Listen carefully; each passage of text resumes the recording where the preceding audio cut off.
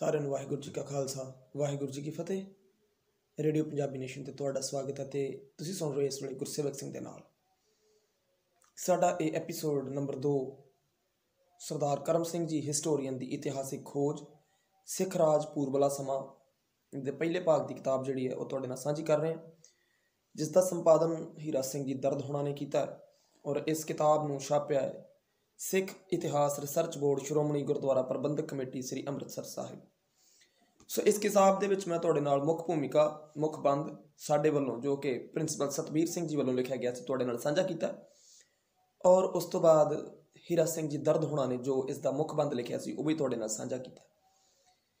ਔਰ ਅੱਜ ਦੇ ਇਸ ਐਪੀਸੋਡ ਦੇ ਵਿੱਚ ਜੋ ਕਿ ਤੁਸੀਂ ਰੇਡੀਓ ਪੰਜਾਬੀ ਨੇਸ਼ਨ ਤੋਂ ਗੁਰਸੇਵਕ ਸਿੰਘ ਦੀ ਆਵਾਜ਼ ਦੇ ਵਿੱਚ ਸੁਣ ਰਹੇ ਹੋ, ਇਹਦੇ ਵਿੱਚ ਅਸੀਂ ਤੁਹਾਨੂੰ ਸਰਦਾਰ ਕਰਮ ਸਿੰਘ ਜੀ ਦਾ ਜੀਵਨ ਜੋ ਕਿ ਉਹਨਾਂ ਨੇ ਕਿਤਾਬ ਦੇ ਸ਼ੁਰੂ ਵਿੱਚ ਦਿੱਤਾ ਹੈ ਉਹ ਤੁਹਾਡੇ ਨਾਲ ਸਾਂਝਾ ਕਰਨ ਦੀ ਇੱਕ ਕੋਸ਼ਿਸ਼ ਕਰ ਰਹੇ ਹਾਂ ਔਰ ਆਸ ਕਰਦੇ ਹਾਂ ਕਿ ਤੁਸੀਂ ਇਹਨਾਂ ਵੀਡੀਓਜ਼ ਨੂੰ ਇਹਨਾਂ ਐਪੀਸੋਡਸ ਨੂੰ ਅੱਗੇ ਤੋਂ ਅੱਗੇ ਵੱਧ ਤੋਂ ਵੱਧ ਸ਼ੇਅਰ ਕਰਕੇ ਵੱਧ ਤੋਂ ਵੱਧ ਸੰਗਤਾਂ ਤੱਕ ਪਹੁੰਚਾਓਗੇ, ਕਿਉਂ ਕਰਕੇ ਜੋ ਸਿੱਖ ਇਤਿਹਾਸ ਹੈ ਉਸ ਨੂੰ ਵੱਧ ਤੋਂ ਵੱਧ ਸੰਗਤਾਂ ਤੱਕ ਪਹੁੰਚਾਇਆ ਜਾਏ, ਵੱਧ ਤੋਂ ਵੱਧ ਲੋਕਾਂ ਤੱਕ ਸਾਂਝਾ ਕੀਤਾ ਜਾ ਸਕੇ। ਆਪਣੇ ਵਿਚਾਰ ਦੇਣ ਦੇ ਵਾਸਤੇ ਤੁਸੀਂ ਸਾਡੇ ਇਸ ਵੀਡੀਓਜ਼ ਦੇ ਥੱਲੇ ਵੀ ਕਮੈਂਟਸ ਕਰ ਸਕਦੇ ਹੋ ਔਰ ਸਾਡੇ WhatsApp ਨੰਬਰ ਦੇ ਉੱਤੇ ਵੀ ਕਾਲ ਕਰ ਸਕਦੇ ਹੋ ਜੋ ਤੁਹਾਡੀ ਸਕਰੀਨ ਦੇ ਉੱਪਰ ਤੁਹਾਨੂੰ ਦਿਖਾਈ ਦੇ ਰਿਹਾ ਹੈ। ਔਰ ਆਉਣ ਵਾਲੇ ਦਿਨਾਂ ਦੇ ਵਿੱਚ ਅਸੀਂ ਲਾਈਵ ਪ੍ਰੋਗਰਾਮ ਜਿਹੜੇ ਨੇ ਇਹਨਾਂ ਕਿਤਾਬਾਂ ਦੇ ਉੱਤੇ ਡਿਸਕਸ਼ਨ ਦੇ ਰੂਪ ਦੇ ਵਿੱਚ ਵੀ ਰੱਖਾਂਗੇ, ਤੁਹਾਡੇ ਵਿਚਾਰ ਜਿਹੜੇ ਨੇ ਉਹ ਵੀ ਜ਼ਰੂਰ ਲਵਾਂਗੇ। ਸੋ ਇਸ ਵੇਲੇ ਸ਼ੁਰੂ ਕਰਦੇ ਹਾਂ ਸਰਦਾਰ ਕਰਮ ਸਿੰਘ ਜੀ ਦਾ ਜੀਵਨ। ਸਰਦਾਰ ਕਰਮ ਸਿੰਘ ਜੀ ਹਿਸਟੋਰੀਅਨ ਦੀਆਂ ਬਹੁਮੁੱਲੀਆਂ ਲਿਖਤਾਂ ਦਾ ਸੰਗ੍ਰਹਿ ਇਤਿਹਾਸਿਕ ਲੇਖ, ਸਿੱਖ ਦਰਬਾਰ ਦੇ ਰੋਜ਼ਨਾਮਚੇ ਤੇ ਚਿੱਠੀਆਂ, ਬਿਰਧਾਂ ਦੇ ਬਿਆਨ ਆਦਿ ਪਾਠਕਾਂ ਦੇ ਪੇਸ਼ ਕਰਨ ਤੋਂ ਪਹਿਲਾਂ ਉਹਨਾਂ ਦੇ ਸਿੱਖਿਆਦਾਇਕ ਤੇ ਖੋਜੀ ਜੀਵਨ ਉੱਤੇ ਚਾਨਣਾ ਪਾਉਣਾ ਜ਼ਰੂਰੀ ਮਾਲੂਮ ਹੁੰਦਾ। ਆਪ ਦਾ ਜੀਵਨ ਪੜ੍ਹਨ ਤੋਂ ਸਭ ਤੋਂ ਪਹਿਲੀ ਗੱਲ ਇਹ ਸਿੱਧ ਹੁੰਦੀ ਹੈ ਕਿ ਸਿੱਖਾਂ ਵਿੱਚ ਆਪ ਪਹਿਲੇ ਇਤਿਹਾਸਕਾਰ ਹੋਏ ਜਿਨ੍ਹਾਂ ਨੇ ਨਿਰੋਲ ਇਤਿਹਾਸਕ ਲਗਨ ਨਾਲ ਇਤਿਹਾਸਿਕ ਕਾਰਜ ਨੂੰ ਛੋਹਿਆ ਤੇ ਵਿਗਿਆਨਿਕ ਢੰਗ ਨਾਲ ਖੋਜ ਕਰਨ ਤੇ ਇਤਿਹਾਸ ਲਿਖਣ ਦੀ ਬੁਨਿਆਦ ਰੱਖੀ। ਪ੍ਰਿੰਸੀਪਲ ਜੋਧ ਸਿੰਘ ਜੀ MA ਲਿਖਦੇ ਹਨ, ਮੈਨੂੰ ਇਹ ਕਹਿਣੋਂ ਸੰਗ ਨਹੀਂ ਕਿ ਉਹ ਬ੍ਰੈਕਟ ਦੇ ਵਿੱਚ ਲਿਖਿਆ ਕਰਮ ਸਿੰਘ ਜੀ ਸਿੱਖਾਂ ਦੇ ਪਹਿਲੇ ਇਤਿਹਾਸਕਾਰ ਸਨ। ਭਾਈ ਸੰਤੋਖ ਸਿੰਘ ਜੀ ਦਾ ਸੂਰਜ ਪ੍ਰਕਾਸ਼, ਭਾਈ ਰਤਨ ਸਿੰਘ ਜੀ ਦਾ ਪੰਥ ਪ੍ਰਕਾਸ਼, ਭਾਈ ਸੁੱਖਾ ਸਿੰਘ ਜੀ ਦਾ ਗੁਰਬਿਲਾਸ ਤੇ ਭਾਈ ਗਿਆਨ ਸਿੰਘ ਜੀ ਦੀ ਖਾਲਸਾ ਤਵਾਰੀਖ ਆਦਿ ਸਾਰੇ ਹੀ ਵੱਡਮੁੱਲੇ ਗ੍ਰੰਥ ਹਨ, ਪਰ ਉਹ ਨਵੀਂ ਇਤਿਹਾਸ ਦੀ ਕਸਵੱਟੀ ਪਰ ਨਹੀਂ ਟਿਕ ਸਕਦੇ। ਉਹਨਾਂ ਵਿੱਚ ਅਸਲੀ ਇਤਿਹਾਸ ਗੁਰੂ ਭਗਤੀ, ਕਵਿਤਾ ਦੇ ਚਮਤਕਾਰੇ ਤੇ ਲੇਖਕਾਂ ਦੇ ਆਪਣੇ ਵਹਿਮ ਰਲਗੱਡ ਹੋਏ ਹਨ। ਪਰ ਸਰਦਾਰ ਕਰਮ ਸਿੰਘ ਜੀ ਨੇ ਇਤਿਹਾਸਿਕ ਪੁਸਤਕਾਂ ਤੇ ਲੇਖ ਲਿਖੇ ਹਨ ਅਤੇ ਜਿਸ ਤਰ੍ਹਾਂ ਮਿਹਨਤ ਨਾਲ ਇਤਿਹਾਸਿਕ ਖੋਜ ਕੀਤੀ ਉਹ ਸਾਨੂੰ ਨਵੇਂ ਵਿਗਿਆਨਿਕ ਢੰਗ ਨਾਲ ਇਤਿਹਾਸ ਲਿਖਣ ਦਾ ਰਾਹ ਦੱਸਦੀ। ਇਸ ਗੱਲ ਦੀ ਪ੍ਰੋੜਤਾ ਪ੍ਰਿੰਸੀਪਲ ਤੇਜਾ ਸਿੰਘ ਜੀ ਇਹਨਾਂ ਸ਼ਬਦਾਂ ਨਾਲ ਕਰਦੇ ਹਨ, ਸਰਦਾਰ ਕਰਮ ਸਿੰਘ ਜੀ ਸਿੱਖਾਂ ਦੇ ਪਹਿਲੇ ਇਤਿਹਾਸਕਾਰ ਹੋਏ ਹਨ ਜਿਨ੍ਹਾਂ ਨੇ ਸਿੱਖ ਇਤਿਹਾਸ ਨੂੰ ਇਤਿਹਾਸ ਦੀ ਸ਼ਕਲ ਵਿੱਚ ਲਿਖਣ ਦਾ ਯਤਨ ਕੀਤਾ। ਜਿਤਨੀ ਖੋਜ ਜਿਤਨੀ ਮਿਹਨਤ ਇਹਨਾਂ ਕੀਤੀ ਹੈ ਅੱਗੋਂ ਕਿਸੇ ਨੇ ਨਹੀਂ ਕੀਤੀ। ਇਹਨਾਂ ਤਾਂ ਆਪਣੀ ਸਾਰੀ ਜ਼ਿੰਦਗੀ ਹੀ ਇਸ ਕੰਮ ਦੇ ਅਰਪਣ ਕਰ ਦਿੱਤੀ। ਇਸ ਤੋਂ ਬਿਨਾਂ ਆਪ ਦਾ ਜੀਵਨ ਪੜ੍ਹ ਕੇ ਇਹ ਵੀ ਸਪਸ਼ਟ ਹੋ ਜਾਂਦਾ ਹੈ ਕਿ ਆਪ ਨੂੰ ਇਤਿਹਾਸ ਲਈ ਇਸ਼ਕ ਵਰਗੀ ਲਟਕ ਲੱਗੀ ਸੀ। ਆਪ ਨੇ ਇਤਿਹਾਸਿਕ ਖੋਜ ਕਰਨ ਤੇ ਮਸਾਲਾ ਇਕੱਤਰ ਕਰਨ ਲਈ ਦੁੱਖ ਸੁੱਖ ਵੱਲੋਂ ਬੇਪਰਵਾਹ ਹੋ ਕੇ ਆਸ਼ਕਾਂ ਵਾਂਗ ਹੀ ਜਾਨ ਦੀ ਬਾਜੀ ਲਾ ਦਿੱਤੀ ਸੀ। ਫਿਰ ਆਪ ਸੱਚੇ ਇਤਿਹਾਸਕਾਰ ਵਾਂਗ ਦਲੇਰੀ ਤੇ ਨਿਡਰਤਾ ਨਾਲ ਸੱਚਾਈ ਨੂੰ ਪ੍ਰਗਟ ਕਰ ਦਿੰਦੇ ਸਨ। ਆਪ ਵਡਿਆਈ, ਬਦਨਾਮੀ ਜਾਂ ਆਰਥਿਕ ਲਾਭ ਜਾਂ ਹਾਨੀ ਦੀ ਵੀ ਕੋਈ ਪਰਵਾਹ ਨਹੀਂ ਕਰਦੇ ਸਨ। ਇਸੇ ਕਰਕੇ ਆਪ ਨੂੰ ਆਪਣੇ ਜੀਵਨ ਵਿੱਚ ਬੜੀਆਂ ਔਕੜਾਂ ਤੇ ਕਠਿਨਾਈਆਂ ਦਾ ਸਾਹਮਣਾ ਕਰਨਾ ਪਿਆ ਅਤੇ ਭਾਵੇਂ ਉਸ ਸਮੇਂ ਵਿੱਚ ਮਹਾਨ ਕਾਰਜ ਲਈ ਪੂਰੀਆਂ ਸਹੂਲਤਾਂ ਪ੍ਰਾਪਤ ਨਾ ਹੋਣ ਕਰਕੇ ਆਪ ਬਹੁਤ ਥੋੜ੍ਹਾ ਲਿਖ ਸਕੇ ਅਤੇ ਆਪ ਦੀਆਂ ਆਸਾਂ ਤੇ ਉਮੰਗਾਂ ਅਧੂਰੀਆਂ ਰਹਿ ਗਈਆਂ, ਪਰ ਆਪ ਪੰਜਾਬੀ ਵਿੱਚ ਨਵੇਂ ਵਿਗਿਆਨਿਕ ਢੰਗ ਨਾਲ ਇਤਿਹਾਸ ਲਿਖਣ ਦੀ ਇੱਕ ਸ਼ਾਨਦਾਰ ਲੀਹ ਪਾ ਗਏ ਹਨ। ਇਹ ਕਿਤਾਬ ਜਿਹੜੀ ਹੈ ਇਤਿਹਾਸਿਕ ਖੋਜ ਸਰਦਾਰ ਕਰਮ ਸਿੰਘ ਜੀ ਹਿਸਟੋਰੀਅਨ ਦੀ ਇਤਿਹਾਸਿਕ ਖੋਜ ਸਿੱਖ ਰਾਜ ਦਾ ਪੂਰਬਲਾ ਸਮਾਂ, ਜਿਸ ਦਾ ਸੰਪਾਦਨ ਹੀਰਾ ਸਿੰਘ ਜੀ ਦਰਦ ਨੇ ਕੀਤਾ ਤੇ ਇਸ ਨੂੰ ਪ੍ਰਕਾਸ਼ ਜਾਂ ਇਸ ਨੂੰ ਛਾਪਿਆ ਹੈ ਸਿੱਖ ਇਤਿਹਾਸ ਰਿਸਰਚ ਬੋਰਡ ਸ਼੍ਰੋਮਣੀ ਗੁਰਦੁਆਰਾ ਪ੍ਰਬੰਧਕ ਕਮੇਟੀ ਸ੍ਰੀ ਅੰਮ੍ਰਿਤਸਰ ਸਾਹਿਬ। ਤੇ ਇਸ ਵੇਲੇ ਤੁਸੀਂ ਇਸ ਨੂੰ ਸੁਣ ਰਹੇ ਹੋ ਰੇਡੀਓ ਪੰਜਾਬੀ ਨੇਸ਼ਨ ਤੇ ਗੁਰਸੇਵਕ ਸਿੰਘ ਦੀ ਆਵਾਜ਼ ਦੇ ਵਿੱਚ। ਸਰਦਾਰ ਕਰਮ ਸਿੰਘ ਨਾਲ ਮੇਰੀ ਪਹਿਲੀ ਜਾਣ ਪਛਾਣ ਉਹਨਾਂ ਦੀ ਪਹਿਲੀ ਰਚਿਤ ਪੁਸਤਕ ਬਾਬਾ, ਮਾਫੀ ਚਾਹੁੰਦਾ, ਇਹ ਗੱਲ ਜਿਹੜੀ ਹੈ ਸਰਦਾਰ ਹੀਰਾ ਸਿੰਘ ਜੀ ਦਰਦ ਲਿਖ ਰਹੇ ਨੇ। ਉਹ ਲਿਖ ਰਹੇ ਨੇ ਕਿ ਸਰਦਾਰ ਕਰਮ ਸਿੰਘ ਨਾਲ ਮੇਰੀ ਪਹਿਲੀ ਜਾਣ ਪਛਾਣ ਉਹਨਾਂ ਦੀ ਪਹਿਲੀ ਪੁਸਤਕ ਬੰਦਾ ਬਹਾਦਰ ਦੁਆਰਾ ਹੋਈ। ਇਹ ਸ਼ਾਇਦ 1914-15 ਦੀ ਗੱਲ ਹੈ। ਮੈਂ ਚੱਕ ਨੰਬਰ 73 ਝਬਾਲ ਭਕਨਾ ਲਾਇਲਪੁਰ ਵਿੱਚ ਪ੍ਰਾਇਮਰੀ ਸਕੂਲ ਦਾ ਮੁੱਖ ਅਧਿਆਪਕ ਸਾਂ। ਬੰਦਾ ਬਹਾਦਰ ਪੜ੍ਹ ਕੇ ਮੈਂ ਬੜੀ ਹੀ ਖੁਸ਼ੀ ਮਹਿਸੂਸ ਕੀਤੀ, ਕਿਉਂਕਿ ਪੰਜਾਬੀ ਵਿੱਚ ਆਪਣੀ ਕਿਸਮ ਦੀ ਇਹ ਪਹਿਲੀ ਇਤਿਹਾਸਕ ਕਿਤਾਬ ਸੀ ਜੋ ਕਰਾਮਾਤਾਂ ਤੇ ਵਹਿਮਾਂ ਭਰਮਾਂ ਤੋਂ ਸਾਫ਼ ਅਤੇ ਇਤਿਹਾਸਕ ਅਸੂਲਾਂ ਦੀ ਖੋਜ ਪੁਸਤਕ ਲਿਖੀ ਗਈ ਸੀ। ਮੈਂ ਉਦੋਂ ਹੀ ਮਹਿਸੂਸ ਕਰਦਾ ਹੁੰਦਾ ਸਾਂ ਕਿ ਵਿਗਿਆਨਿਕ ਢੰਗ ਨਾਲ ਲਿਖਿਆ ਹੋਇਆ ਪੁਰਾਤਨ ਬਜ਼ੁਰਗਾਂ ਦਾ ਇਤਿਹਾਸ ਹੀ ਕੌਮਾਂ ਲਈ ਚਾਨਣ ਮੁਨਾਰਾ ਬਣ ਸਕਦਾ ਹੈ ਅਤੇ ਜੀਵਨ ਘੋਲ ਵਿੱਚ ਅੱਗੇ ਵਧਣ ਦਾ ਰਾਹ ਦੱਸ ਸਕਦਾ ਹੈ। ਇਸ ਤੋਂ ਮਗਰੋਂ ਆਪ ਦੀ ਰਚਿਤ ਪੁਸਤਕ ਕੱਤਕ ਕੇ ਵਿਸਾਖ ਮਿਲੀ, ਜਿਸ ਨੇ ਹੋਰ ਕਈ ਭਰਮ ਭੁਲੇਖੇ ਦੂਰ ਕਰ ਦਿੱਤੇ ਤੇ ਆਪ ਦੇ ਮਿਲਣ ਦੀ ਮੇਰੇ ਦਿਲ ਵਿੱਚ ਤੀਬਰ ਖਾਸ਼ ਪੈਦਾ ਹੋ ਗਈ। ਪਰ ਲੰਮੀਆਂ ਉਡੀਕਾਂ ਮਗਰੋਂ ਆਪ ਦੇ ਦਰਸ਼ਨ ਮੈਨੂੰ 1925 ਵਿੱਚ ਅੰਮ੍ਰਿਤਸਰ ਜਾ ਕੇ ਹੋਏ, ਜਦੋਂ ਕਿ ਮੈਂ ਫਲਵਾੜੀ ਜਾਰੀ ਕਰਕੇ ਹਾਲ ਬਾਜ਼ਾਰ ਵਿੱਚ ਆਪਣੀ ਰਿਹਾਇਸ਼ ਕਰ ਲਈ ਸੀ। 1926 ਤੋਂ ਆਪ ਨੇ ਬਕਾਇਦਾ ਫਲਵਾੜੀ ਵਿੱਚ ਲੇਖ ਭੇਜਣੇ ਆਰੰਭ ਦਿੱਤੇ ਅਤੇ ਮੇਰੇ ਨਾਲ ਆਪ ਦਾ ਸਨੇਹ ਦਿਨੋਂ ਦਿਨ ਵੱਧਦਾ ਤੇ ਡੂੰਘਾ ਹੁੰਦਾ ਗਿਆ। ਜਨਵਰੀ 1930 ਵਿੱਚ ਆਪ ਨੇ 10 ਕੁ ਦਿਨ ਮੇਰੇ ਪਾਸ ਠਹਿਰ ਕੇ ਮਹਾਨ ਇਤਿਹਾਸ ਨੰਬਰ ਸੰਪਾਦਨ ਕੀਤਾ। ਫਿਰ ਮੇਰੀ ਪ੍ਰੇਰਨਾ ਨਾਲ ਉਤਸ਼ਾਹਿਤ ਹੋ ਕੇ ਇਸੇ ਵਰੇ ਸਿੱਖ ਇਤਿਹਾਸ ਸੁਸਾਇਟੀ ਸਥਾਪਨ ਕੀਤੀ ਤੇ ਆਪਣਾ ਜੀਵਨ ਇਤਿਹਾਸਿਕ ਖੋਜ ਲਈ ਅਰਪਣ ਕਰਨ ਦਾ ਭਰੋਸਾ ਦਿੱਤਾ। ਖਾਲਸਾ ਕਾਲਜ ਅੰਮ੍ਰਿਤਸਰ ਦੇ ਪ੍ਰਬੰਧਕਾਂ ਨੇ ਆਪ ਨੂੰ ਇਤਿਹਾਸਿਕ ਖੋਜ ਦੇ ਕਾਰਜ ਲਈ ਕਾਲਜ ਵਿੱਚ ਲੈਣ ਦਾ ਵੀ ਫੈਸਲਾ ਕੀਤਾ, ਪਰ ਮਨ ਹੀ ਮੈਂ ਰਹੀ। ਅਚਨਚੇਤ ਹੀ ਬਿਮਾਰ ਪੈ ਜਾਣ ਕਰਕੇ ਆਪ 10 ਸਤੰਬਰ 1930 ਨੂੰ ਅਕਾਲ ਚਲਾਣਾ ਕਰ ਗਏ। ਆਪ ਦਾ ਸੰਖੇਪ ਜੀਵਨ ਇਸ ਪ੍ਰਕਾਰ ਹੈ। ਮਾਈ ਭਾਗੋ ਦੇ ਵਰਸੋਏ ਹੋਏ ਇਤਿਹਾਸ ਪਿੰਡ, ਜੋ ਕਿ ਮਾਝੇ ਦਾ ਪ੍ਰਸਿੱਧ ਪਿੰਡ ਝਬਾਲ ਵਿੱਚ ਮਾਰਚ 9 ਚੇਤ ਸਨ 1884 ਈਸਵੀ ਨੂੰ ਹੋਇਆ। ਭਾਈ ਗੁਰਦਾਸ ਜੀ ਨੇ ਆਪਣੇ ਸਮੇਂ ਦੇ ਪ੍ਰਸਿੱਧ ਸਿੱਖਾਂ ਦਾ ਜ਼ਿਕਰ ਕਰਦਿਆਂ ਹੋਇਆਂ ਜਿਸ ਬਾਬਾ ਲੰਗਾਹ ਬਾਰੇ ਇਸ ਤਰ੍ਹਾਂ ਲਿਖਿਆ ਹੈ: ਪੱਟੀ ਅੰਦਰ ਚੌਧਰੀ ਢਿੱਲੋਂ ਲਾਲ ਲੰਗਾਹ ਸੁਹੰਦਾ। ਉਹ ਬਾਬਾ ਲੰਗਾਹ ਖਾਨਦਾਨ ਵਿੱਚੋਂ ਆਪ ਸਰਦਾਰ ਝੰਡਾ ਸਿੰਘ ਜੀ ਦੇ ਸਪੁੱਤਰ ਤੇ ਸਰਦਾਰ ਹਕੀਕਤ ਸਿੰਘ ਦੇ ਪੋਤੇ ਸਨ। ਆਪ ਦੇ ਪਿਤਾ ਸਰਦਾਰ ਝੰਡਾ ਸਿੰਘ ਜੀ ਅੰਗਰੇਜ਼ੀ ਫੌਜ ਵਿੱਚ ਨੌਕਰੀ ਕਰਕੇ ਪੈਨਸ਼ਨ ਪ੍ਰਾਪਤ ਕਰਕੇ ਆਏ ਸਨ ਤੇ ਚੱਕ ਨੰਬਰ 29 ਜਨੂਬੀ ਸਰਗੋਧਾ ਵਿੱਚ ਆਪ ਨੂੰ 2 ਮੁਰੱਬੇ ਮਿਲੇ ਹੋਏ ਸਨ। ਬਚਪਨ ਤੋਂ ਹੀ ਆਪ ਦਾ ਸੁਭਾਅ ਬੜਾ ਖੋਜੀ ਸੀ।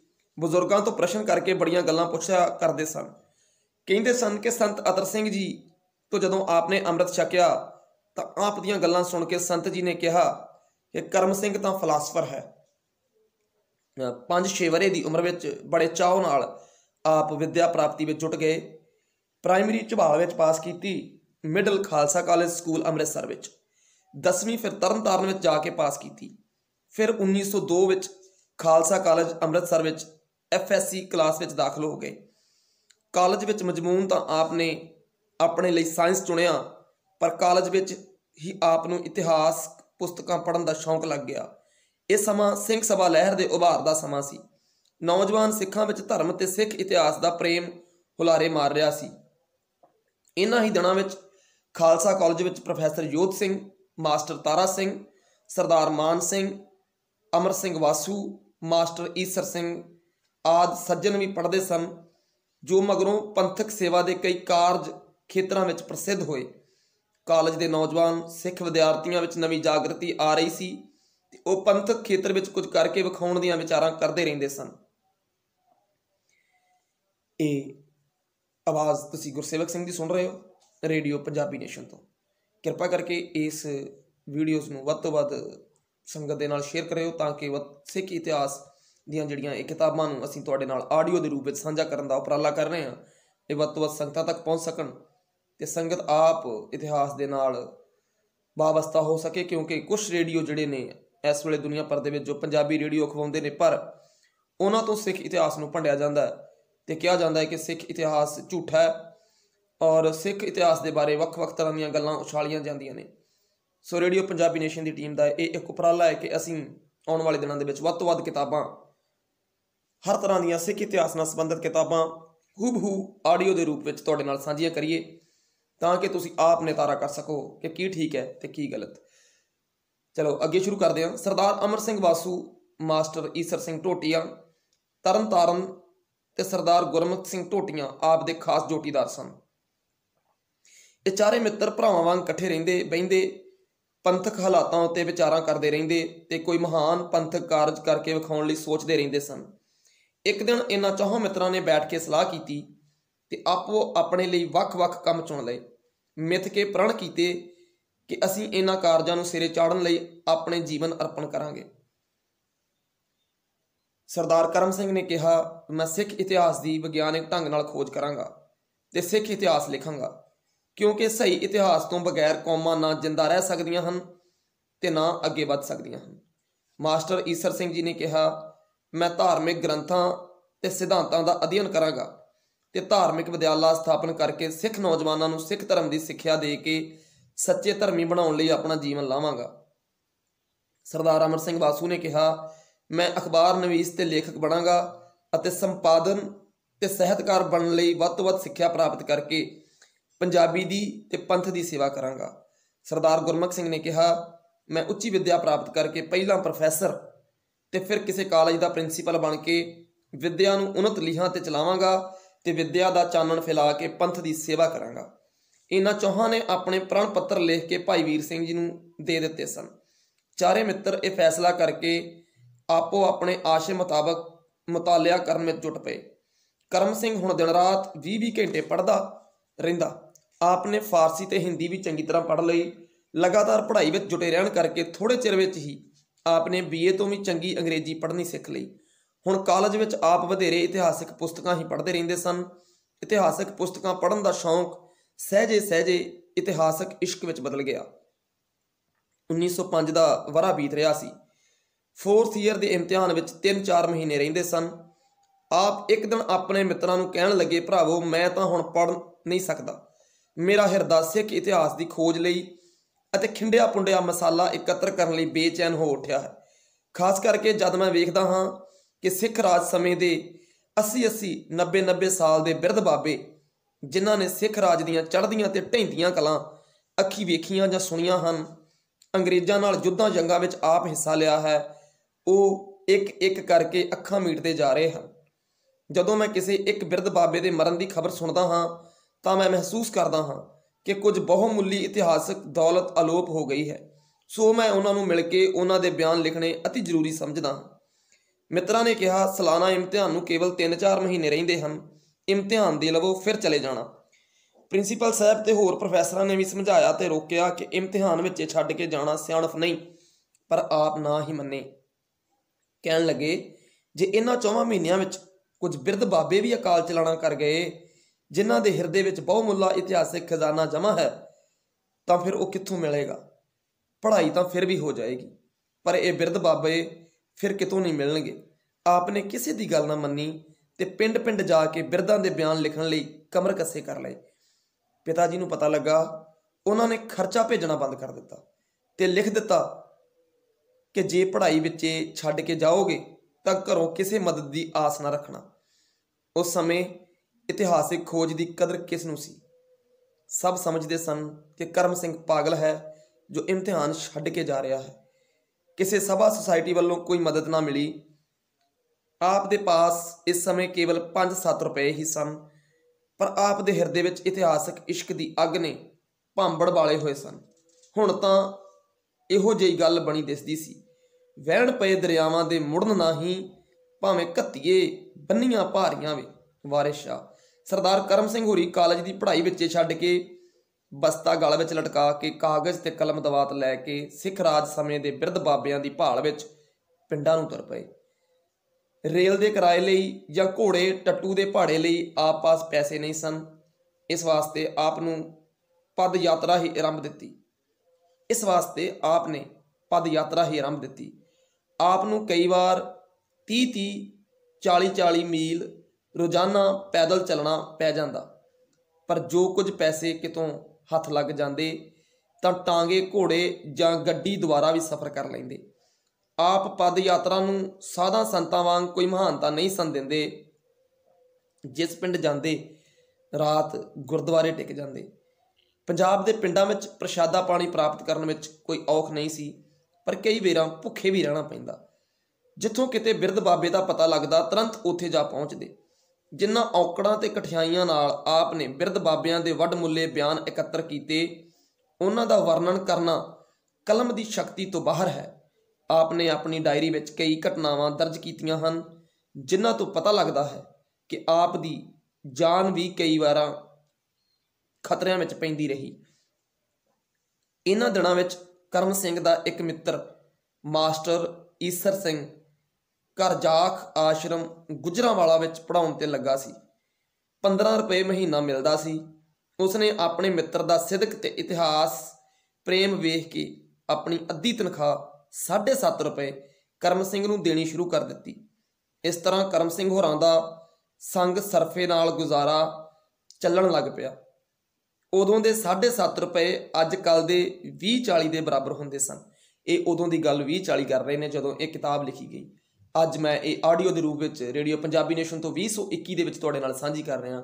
ਅੱਜ ਉਹ 7.5 ਰੁਪਏ ਦਾ ਮੁੱਲ ਬਹੁਤ ਜ਼ਿਆਦਾ ਹੋਏਗਾ, 20-40 ਰੁਪਏ ਨਹੀਂ, ਕਿਉਂਕਿ 20-40 ਇਹ ਕਿਤਾਬ ਸ਼ਾਇਦ ਪਿਛਲੀ ਸਦੀ ਦੇ ਅੱਧ ਵਿੱਚ ਲਿਖੀ ਗਈ ਹੈ। ਸੋ ਉਦੋਂ ਦੀ ਗੱਲ ਸੀਰਾ ਸਿੰਘ ਜੀ ਦਰਦ ਜਿਹੜੇ ਨੇ ਉਹ ਸਾਂਝੀ ਕਰ ਰਹੇ ਨੇ, ਕਿਉਂਕਿ ਇਹ ਕਿਤਾਬ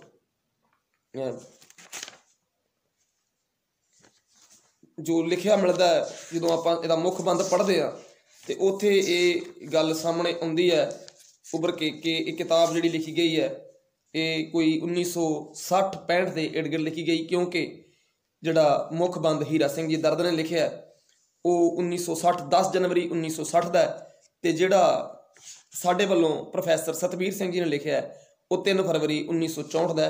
ਸੋ ਇਹ ਉਹਨਾਂ ਨੇ 7.5 ਰੁਪਏ ਦੀ ਕੀਮਤ ਜਿਹੜੀ ਹੈ ਉਹ 1960-65 ਦੇ ਇਰਦ ਗਿਰਦ ਦੀ ਦੱਸੀ ਹੈ। ਭਾਈ ਤਖਤ ਸਿੰਘ ਜੀ ਫਿਰੋਜ਼ਪੁਰ ਵਾਲੇ ਤੇ ਭਾਈ ਮੋਹਨ ਸਿੰਘ ਵੈਦ ਤਰਨਤਾਰਨ ਵਾਲੇ ਵੀ ਆਪ ਦਾ ਇਸ ਕਾਰਜ ਵਿੱਚ ਉਤਸ਼ਾਹ ਵਧਾਉਂਦੇ ਰਹਿੰਦੇ ਤੇ ਸਹਾਇਤਾ ਵੀ ਕਰਦੇ ਰਹਿੰਦੇ ਸਨ। ਬਿਰਧਾਂ ਦੇ ਬਿਆਨ ਇਕੱਠੇ ਕਰਨ ਦੀ ਦਿਲਚਸਪ ਘਟਨਾ ਆਪ ਨੇ ਆਪਣੀ ਡਾਇਰੀ ਵਿੱਚ ਲਿਖੀ। ਉਹਨਾਂ ਦਿਨਾਂ ਵਿੱਚ ਪੰਜਾਬ ਵਿੱਚ ਪਲੇਗ ਦੀ ਵਬਾ ਫੈਲ ਰਹੀ ਸੀ। ਆਪ ਨੂੰ ਚੇਲੀਆਂ ਵਾਲੇ ਪਿੰਡ ਵਿੱਚ ਇੱਕ 100 ਵਰ੍ਹੇ ਤੋਂ ਉੱਪਰ ਉਮਰ ਦੇ ਬਿਰਧ ਬਾਬੇ ਦਾ ਪਤਾ ਲੱਗਾ, ਜਿਸ ਨੂੰ ਸਿੱਖ ਰਾਜ ਸਮੇਂ ਦੀਆਂ ਘਟਨਾਵਾਂ ਦੀ ਨਿੱਜੀ ਵਾਕਫੀ ਸੀ। ਆਪ ਉਸ ਪਿੰਡ ਵਿੱਚ ਜਾ ਪਹੁੰਚੇ। ਉੱਥੇ ਪਲੇਗ ਪਈ ਹੋਈ ਸੀ। ਲੋਕੀ ਪਿੰਡ ਛੱਡ ਕੇ ਬਾਹਰ ਨੱਸ ਗਏ ਸਨ। ਪਿੰਡ ਵਿੱਚ ਉਹ ਬਿਰਧ ਬਾਬਾ ਤੇ ਉਸਦੇ ਕੁਝ ਸੰਬੰਧੀ ਰਹਿੰਦੇ ਸਨ ਜੋ ਪਿੰਡੋਂ ਬਾਹਰ ਜਾਣ ਦੀ ਤਿਆਰੀ ਵਿੱਚ ਸਨ। ਕਰਮ ਸਿੰਘ ਜੀ ਉੱਥੇ ਜਾ ਪਹੁੰਚੇ। ਇਹਨਾਂ ਨੂੰ ਇਸ ਗੱਲ ਦਾ ਫਿਕਰ ਸੀ ਕਿ ਜੇ ਇਸ ਪਲੇਗ ਵਿੱਚ ਬਾਬੇ ਹੁਰੀ ਮਰ ਗਏ ਤਾਂ ਫਿਰ ਮੈਂ ਕੀ ਕਰਾਂਗਾ, ਤੇ ਘਰ ਵਾਲਿਆਂ ਨੂੰ ਫਿਕਰ ਕਿ ਇੱਥੋਂ ਨੱਸ ਕੇ ਬਚਣ ਦਾ ਉਪਾਅ ਕਰੀਏ। ਕਰਮ ਸਿੰਘ ਹੋਰਾਂ ਬਾਬੇ ਹੋਰਾਂ ਨਾਲ ਸਿੱਖ ਰਾਜ ਦੀਆਂ ਕਹਾਣੀਆਂ ਦੀਆਂ ਗੱਲਾਂ ਛੋਹ ਦਿੱਤੀਆਂ, ਪਰ ਉੱਥੇ ਤਾਂ ਮੌਤ ਦੇ ਡਰ ਤੋਂ ਹਫੜਾ ਤਫੜੀ ਮਚੀ ਹੋਈ ਸੀ। ਘਰ ਵਾਲਿਆਂ ਕਰਮ ਸਿੰਘ ਹੋਰਾਂ ਨੂੰ ਝਾੜ ਪਾਈ ਕਿ ਤੂੰ ਇਹ ਕਿਹਾ ਕੁਵੇਲੇ ਦਾ ਰਾਗ ਛੋਹ ਦਿੱਤਾ ਹੈ, ਇੱਥੋਂ ਚਲਾ ਜਾ। ਕਰਮ ਸਿੰਘ ਨੂੰ ਬਹੁਤ ਮਾਯੂਸ ਹੋ ਕੇ ਮੁੜਨਾ ਪਿਆ ਅਤੇ ਉਹ ਬਾਬਾ ਸੱਚਮੁੱਚ ਹੀ ਪਲੇਗ ਨਾਲ ਮਰ ਗਿਆ ਤੇ ਇਹ ਸੁਣ ਕੇ ਕਰਮ ਸਿੰਘ ਨੂੰ ਬਹੁਤ ਦੁੱਖ ਹੋਇਆ। ਜਿਨ੍ਹਾਂ ਕਠਿਨਾਈਆਂ ਨਾਲ ਕਰਮ ਸਿੰਘ ਹੋਰਾਂ ਨੇ ਪੰਜਾਬ ਦੇ ਪਿੰਡ ਵਿੱਚ ਫਿਰ ਕੇ ਬਿਰਧ ਬਾਬਿਆਂ ਤੋਂ ਬਿਆਨ ਇਕੱਤਰ ਕੀਤੇ ਹਨ, ਇਸ ਦਾ ਕੁਝ ਕੁ ਵਰਣਨ ਆਪ ਨੇ ਆਪਣੇ ਲੇਖ ਮੇਰਾ ਪਹਿਲਾ ਯਤਨ ਵਿੱਚ ਕੀਤਾ ਹੈ, ਜੋ ਇਸ ਪੁਸਤਕ ਵਿੱਚ ਅੱਗੇ ਦਿੱਤਾ ਜਾ ਰਿਹਾ ਹੈ। ਮੱਕੇ ਦੀ ਯਾਤਰਾ ਲਈ ਬਗਦਾਦ ਤੱਕ ਜਾਣ ਦੀ ਆਪ ਦੀ ਦਿਲਚਸਪ ਕਹਾਣੀ ਜੋ ਭਾਈ ਮੋਹਨ ਸਿੰਘ ਵੈਦ ਨੇ ਲਿਖੀ ਹੈ, ਉਹ ਇੱਥੇ ਲਿਖ ਦੇਣੀ ਦਿਲਚਸਪੀ ਤੋਂ ਖਾਲੀ ਨਹੀਂ ਹੋਵੇਗੀ। ਬਿਰਧਾਂ ਦੇ ਬਹੁਤ ਸਾਰੇ ਬਿਆਨ ਲੈਣ ਮਗਰੋਂ ਆਪ ਨੇ ਫੈਸਲਾ ਕੀਤਾ ਕਿ ਗੁਰੂ ਨਾਨਕ ਸਾਹਿਬ ਦੀ ਮੱਕਾ ਮਦੀਨਾ ਤੋਂ ਬਗਦਾਦ ਆਦਿ ਦੀ ਯਾਤਰਾ ਸੰਬੰਧੀ ਖੋਜ ਕੀਤੀ ਜਾਵੇ। ਇਸ ਯਾਤਰਾ ਲਈ ਰਵਾਨਾ ਹੋਣ ਤੋਂ ਪਹਿਲਾਂ ਆਪ ਭਾਈ ਤਖਤ ਸਿੰਘ ਜੀ ਨੂੰ ਫਿਰੋਜ਼ਪੁਰ ਜਾ ਕੇ ਮਿਲੇ। ਭਾਈ ਸਾਹਿਬ ਇਸਤਰੀ ਵਿੱਦਿਆ ਦੇ ਪ੍ਰਚਾਰ ਵਾਂਗ ਸਿੱਖ ਇਤਿਹਾਸ ਦੇ ਬੜੇ ਪ੍ਰੇਮੀ ਸਨ। ਉਹ ਇਹ ਸੁਣ ਕੇ ਬੜੇ ਹੀ ਪ੍ਰਸੰਨ ਹੋਏ ਕਿ ਕਰਮ ਸਿੰਘ ਹੁਰੀ ਇਸ ਬਿਖਮ ਯਾਤਰਾ ਲਈ ਜਾਣ ਵਾਸਤੇ ਤਿਆਰ ਹੋਏ ਹਨ। ਉਨੀ ਦਿਨੀ ਮੱਕੇ ਦੀ ਯਾਤਰਾ ਹਾਜੀ ਦਾ ਭੇਸ ਕਰਕੇ ਹੀ ਹੋ ਸਕਦੀ ਸੀ। ਕੋਈ ਹਿੰਦੂ ਜਾਂ ਸਿੱਖ ਨਹੀਂ ਜਾ ਸਕਦਾ ਸੀ ਅਤੇ ਕਿਸੇ ਸਮੇਂ ਭੇਦ ਖੁੱਲ੍ਹ ਜਾਣ ਤੇ ਜਾਣ ਤੱਕ ਦਾ ਖਤਰਾ ਵੀ ਸੀ। ਸੋ ਭਾਈ ਸਾਹਿਬ ਨੇ ਕੁਝ ਮਾਇਆ ਦਿੱਤੀ ਰੇਸ਼ਮੀ ਸੁਰਮਈ ਦਸਤਾਰਾ ਤੇ ਟਸਰੀ ਕੱਪੜੇ ਬਣਾ ਕੇ ਦਿੱਤੇ ਜੋ ਸਫ਼ਰ ਵਿੱਚ ਘੱਟ ਮੈਲੇ ਹੁੰਦੇ ਸਨ ਤੇ ਬੜਾ ਉਤਸ਼ਾਹ ਵੀ ਦਿੱਤਾ। ਮੁਸਲਮਾਨੀ ਕੱਪੜੇ ਬਣਵਾ ਕੇ ਕਰਮ ਸਿੰਘ ਕਰਾਚੀ ਜਾ ਪਹੁੰਚੇ, ਜਿੱਥੇ ਮੱਕੇ ਸ਼ਰੀਫ ਦੀ ਯਾਤਰਾ ਲਈ ਸੈਂਕੜੇ ਹਾਜੀ ਇਕੱਠੇ ਹੋਏ ਸਨ। ਉੱਥੇ ਆਪ ਨੂੰ ਇੱਕ ਸੈਯਦ ਮਿਲਿਆ।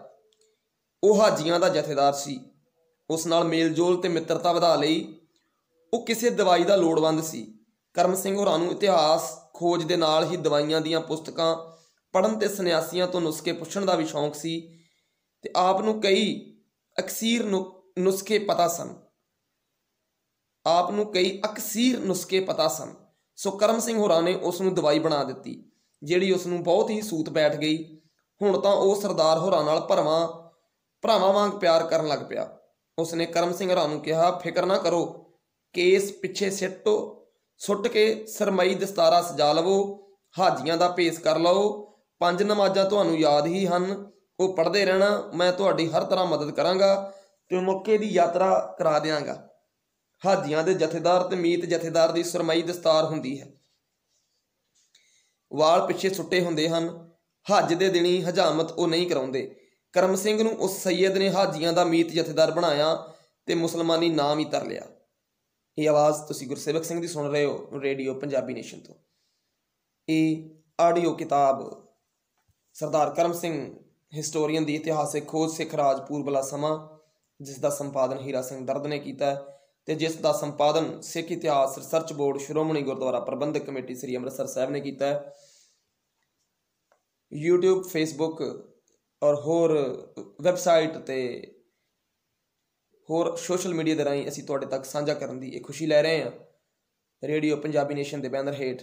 ਤੇ ਇਸ ਵੇਲੇ ਤੁਸੀਂ ਆਵਾਜ਼ ਸੁਣ ਰਹੇ ਹੋ ਗੁਰਸੇਵਕ ਸਿੰਘ ਦੀ। ਜਦ ਬਗਦਾਦ ਪਹੁੰਚੇ, ਵੱਡੀ ਮਸਜਿਦ ਵਿੱਚ ਠਹਿਰੇ ਤਾਂ ਉੱਥੇ ਕੁਝ ਪੰਜਾਬੀਆਂ ਨੂੰ ਕਿਸੇ ਕਾਰਨ ਇਹਨਾਂ ਉੱਤੇ ਸ਼ੱਕ ਪੈਦਾ ਹੋ ਗਿਆ। ਇੱਕ ਦਿਨ ਇਹਨਾਂ ਨੂੰ ਸਵੇਰੇ ਜਪਜੀ ਦਾ ਪਾਠ ਕਰਦੇ ਵੀ ਸੁਣ ਲਿਆ।